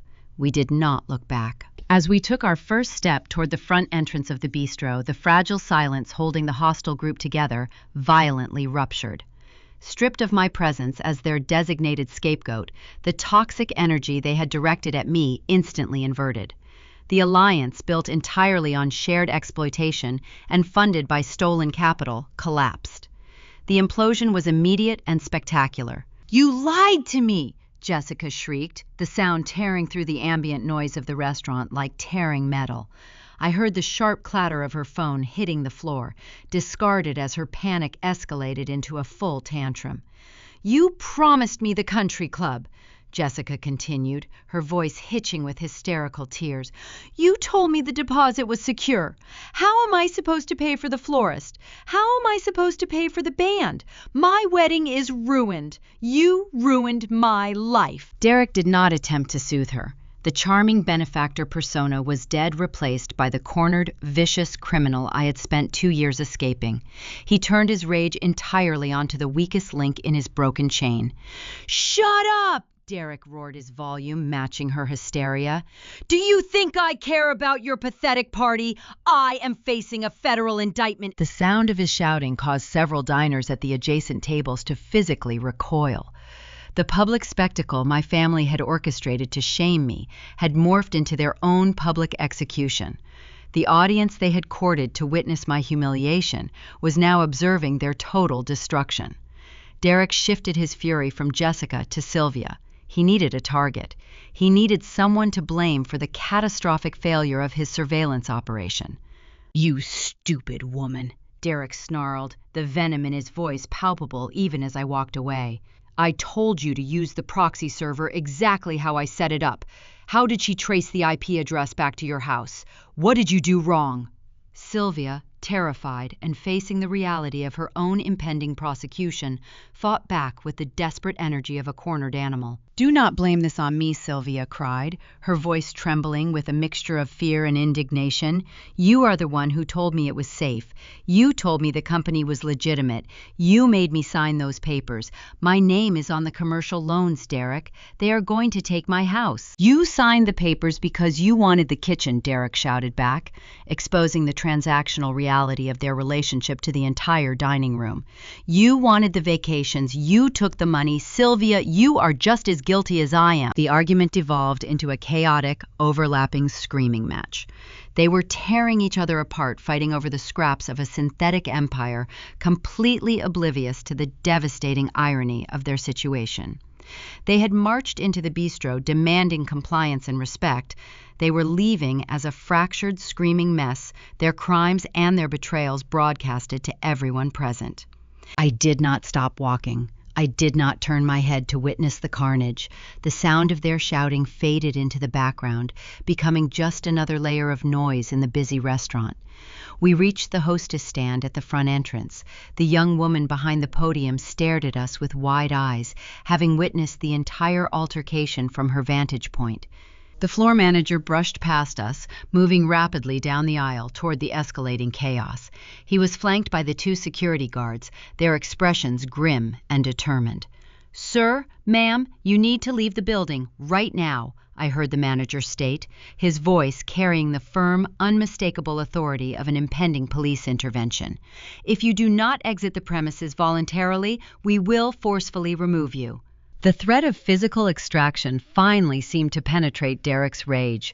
The screaming ceased abruptly, replaced by the frantic, humiliating sounds of a forced retreat. I heard the scrape of shoes against the hardwood floor, the muttered curses, the chaotic shuffling of a group desperately attempting to salvage the last shreds of their dignity. Julian pushed open the heavy glass doors of the bistro. The cool, crisp night air of Atlanta washed over me instantly, clearing the stifling atmosphere of the dining room from my lungs. We stepped out onto the sidewalk. The ambient light from the street lamps cast long shadows across the concrete. The valet stand hummed with quiet activity, a stark contrast to the volatile theater we had just exited. The heavy glass doors swung shut behind us, sealing the chaos inside. I took a deep, shuddering breath, the tension that had locked my shoulders for the past 2 hours finally releasing.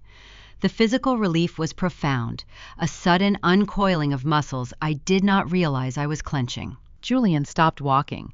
He turned to face me, his hand still resting lightly under my arm.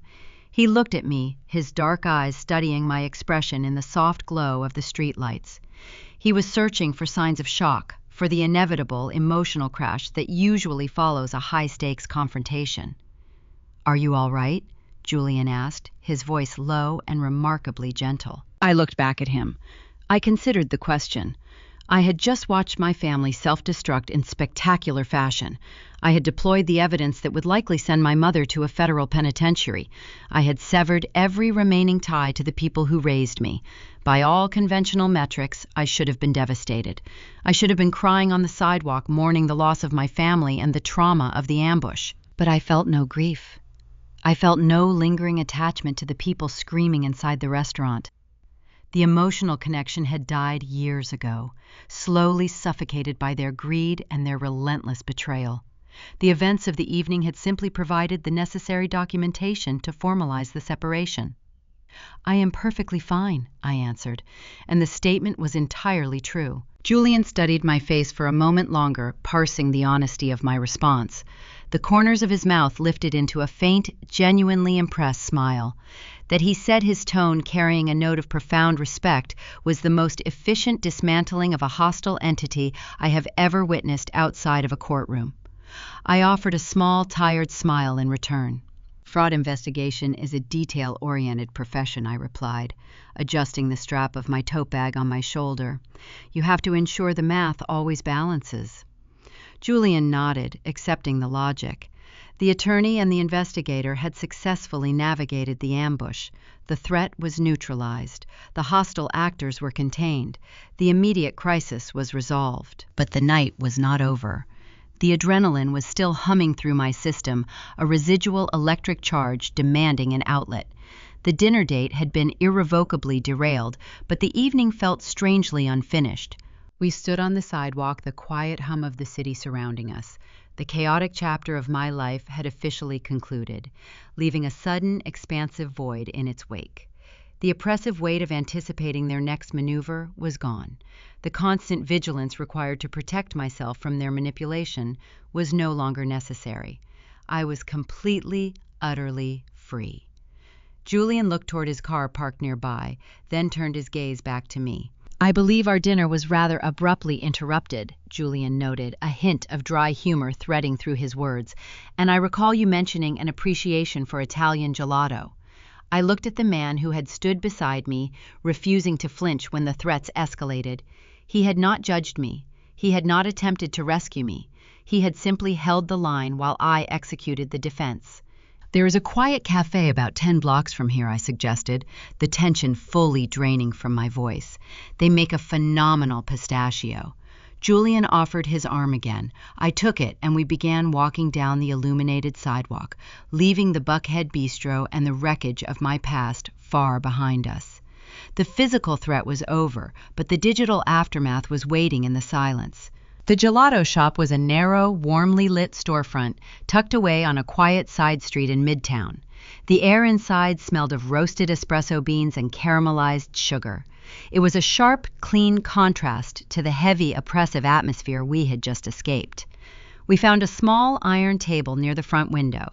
The street outside was mostly empty, save for a few passing cars, sweeping yellow headlight beams across the pavement. Julian returned from the service counter, carrying 2 ceramic cups and a pair of silver spoons. He set a serving of pistachio gelato in front of me and took the seat across the table. The adrenaline that had carried me through the confrontation was finally settling into a warm, comfortable exhaustion. I picked up my spoon, letting the cool metal rest against my skin. Julian watched me for a moment. He lifted his espresso cup. "To impeccable record-keeping," he said. His tone carried a blend of genuine admiration and dry humor. I tapped my ceramic cup gently against his, and to checking the probate registry before a first date, I replied. We laughed.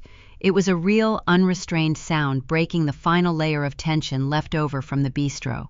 Then the personal phone sitting near the edge of the table vibrated. Not the secure work laptop stowed safely in my tote bag, but the compromised smartphone Derek had purchased 2 years ago. The screen illuminated, casting a pale glow across the dark iron surface.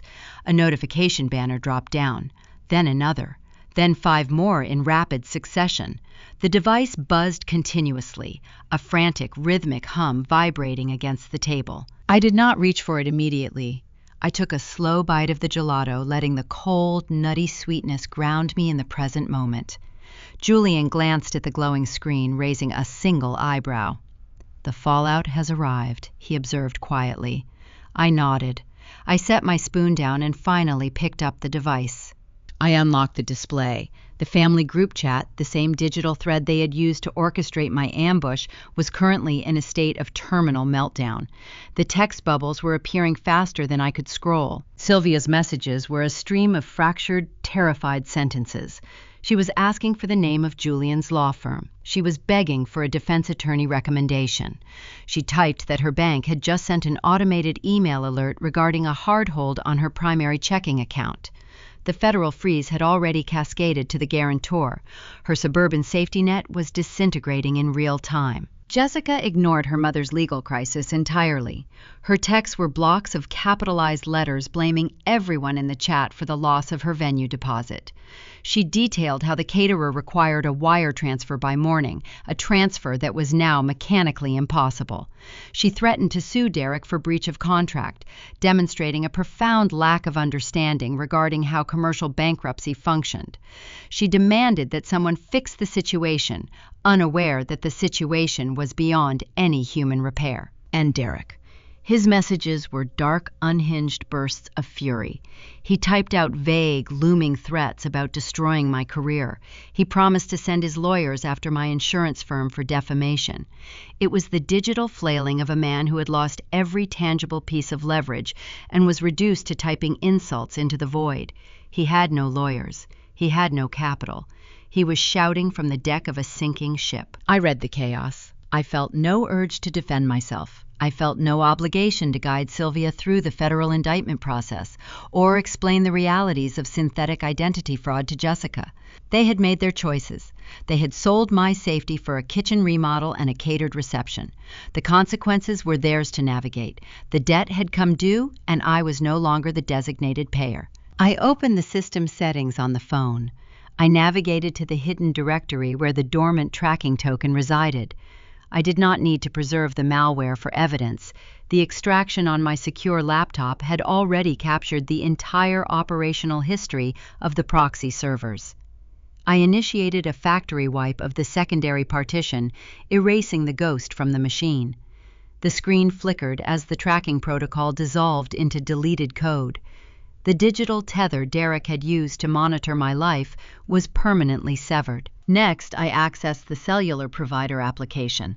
I navigated to the shared family plan, the administrative umbrella that kept my number linked to their control.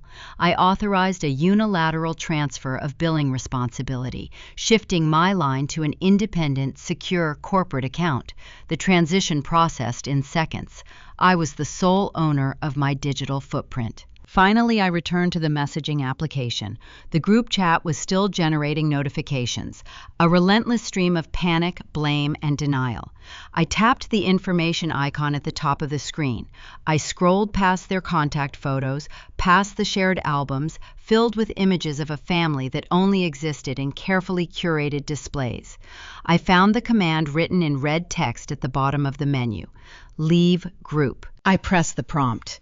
A confirmation window appeared, warning me that I would no longer receive messages from this conversation.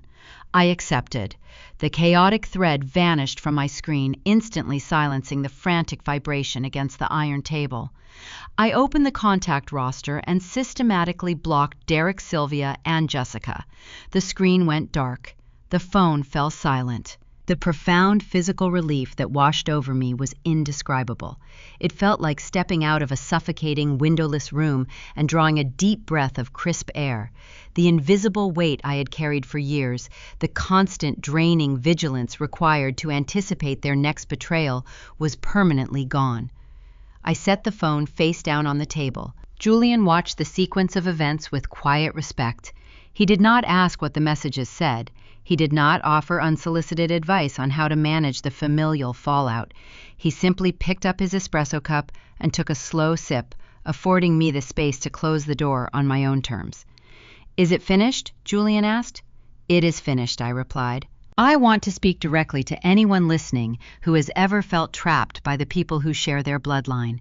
If you have ever been the designated problem solver for a family that trades your well-being for their comfort, hear me clearly. Peace is not found in making toxic people understand your worth. You can present them with court documents, federal statutes, and irrefutable logic, and they will still demand you sacrifice yourself to maintain their illusions. You cannot reason with a hostile entity. Peace is found in walking away. Peace is found in building your own secure networks, holding the receipts, and letting gravity do its job. The structure they build on lies will always collapse under its own weight. You do not have to be standing in the wreckage when it falls. When the heavy glass doors of that restaurant closed, leaving the wreckage of a family behind, the real tragedy was not the canceled wedding or the frozen bank accounts. The true catastrophe was the realization that this collapse did not happen overnight. It was not the result of one bad decision or one toxic marriage. It was the final, inevitable harvest of a seed planted decades earlier, rooted in a fundamental failure of parenting. When we look at the mother standing in the aisle willing to trade her daughter's safety for a country club deposit, we are forced to examine the quiet, insidious ways that family values can be corrupted. In American culture, we often place a heavy emphasis on providing. We are told that a good parent secures the right neighborhood, the updated kitchen, the comfortable lifestyle. The traditional family structure is often celebrated by what it can display to the neighbors.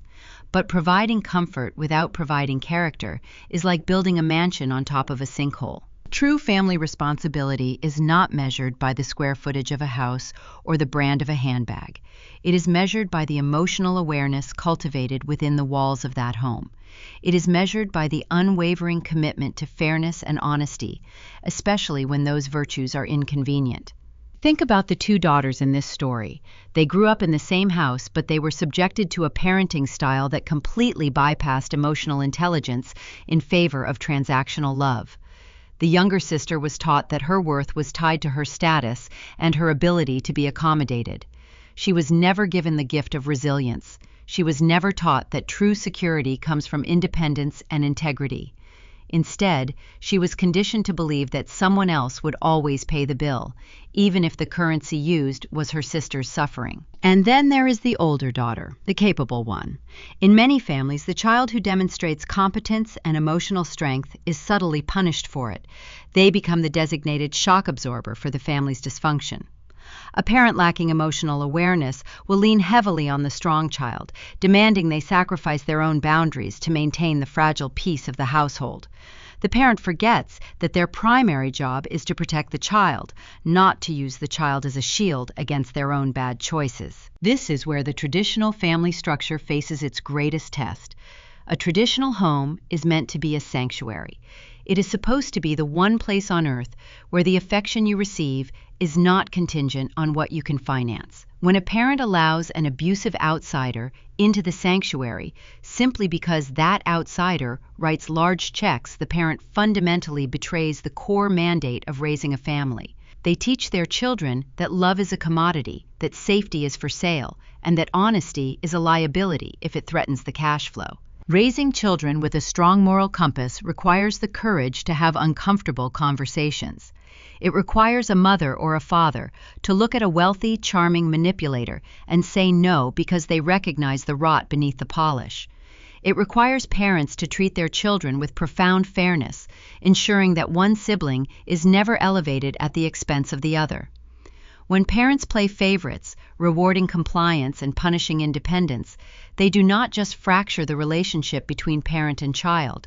They destroy the sibling bond, turning sisters into adversaries, fighting for scraps of conditional approval. The long-term guidance we provide to our children must be anchored in the truth. We have to teach them that it is better to sit at a modest table bought with honest labor than to feast at a banquet funded by fraud. We have to model emotional regulation, showing them how to face the consequences of their actions, rather than spoofing phone numbers and weaving elaborate lies to escape accountability. If we fail to teach them these fundamental truths, we send them out into the world entirely unequipped for reality. We create adults who will shatter at the first sign of a canceled catering deposit, adults who will resort to cybercrime rather than admit a failure. The story you just heard is a stark reminder that the title of mother or father is not a lifetime pass that excuses exploitation. Respect must be continuously earned through actions that align with the best interests of the child, regardless of how old that child is.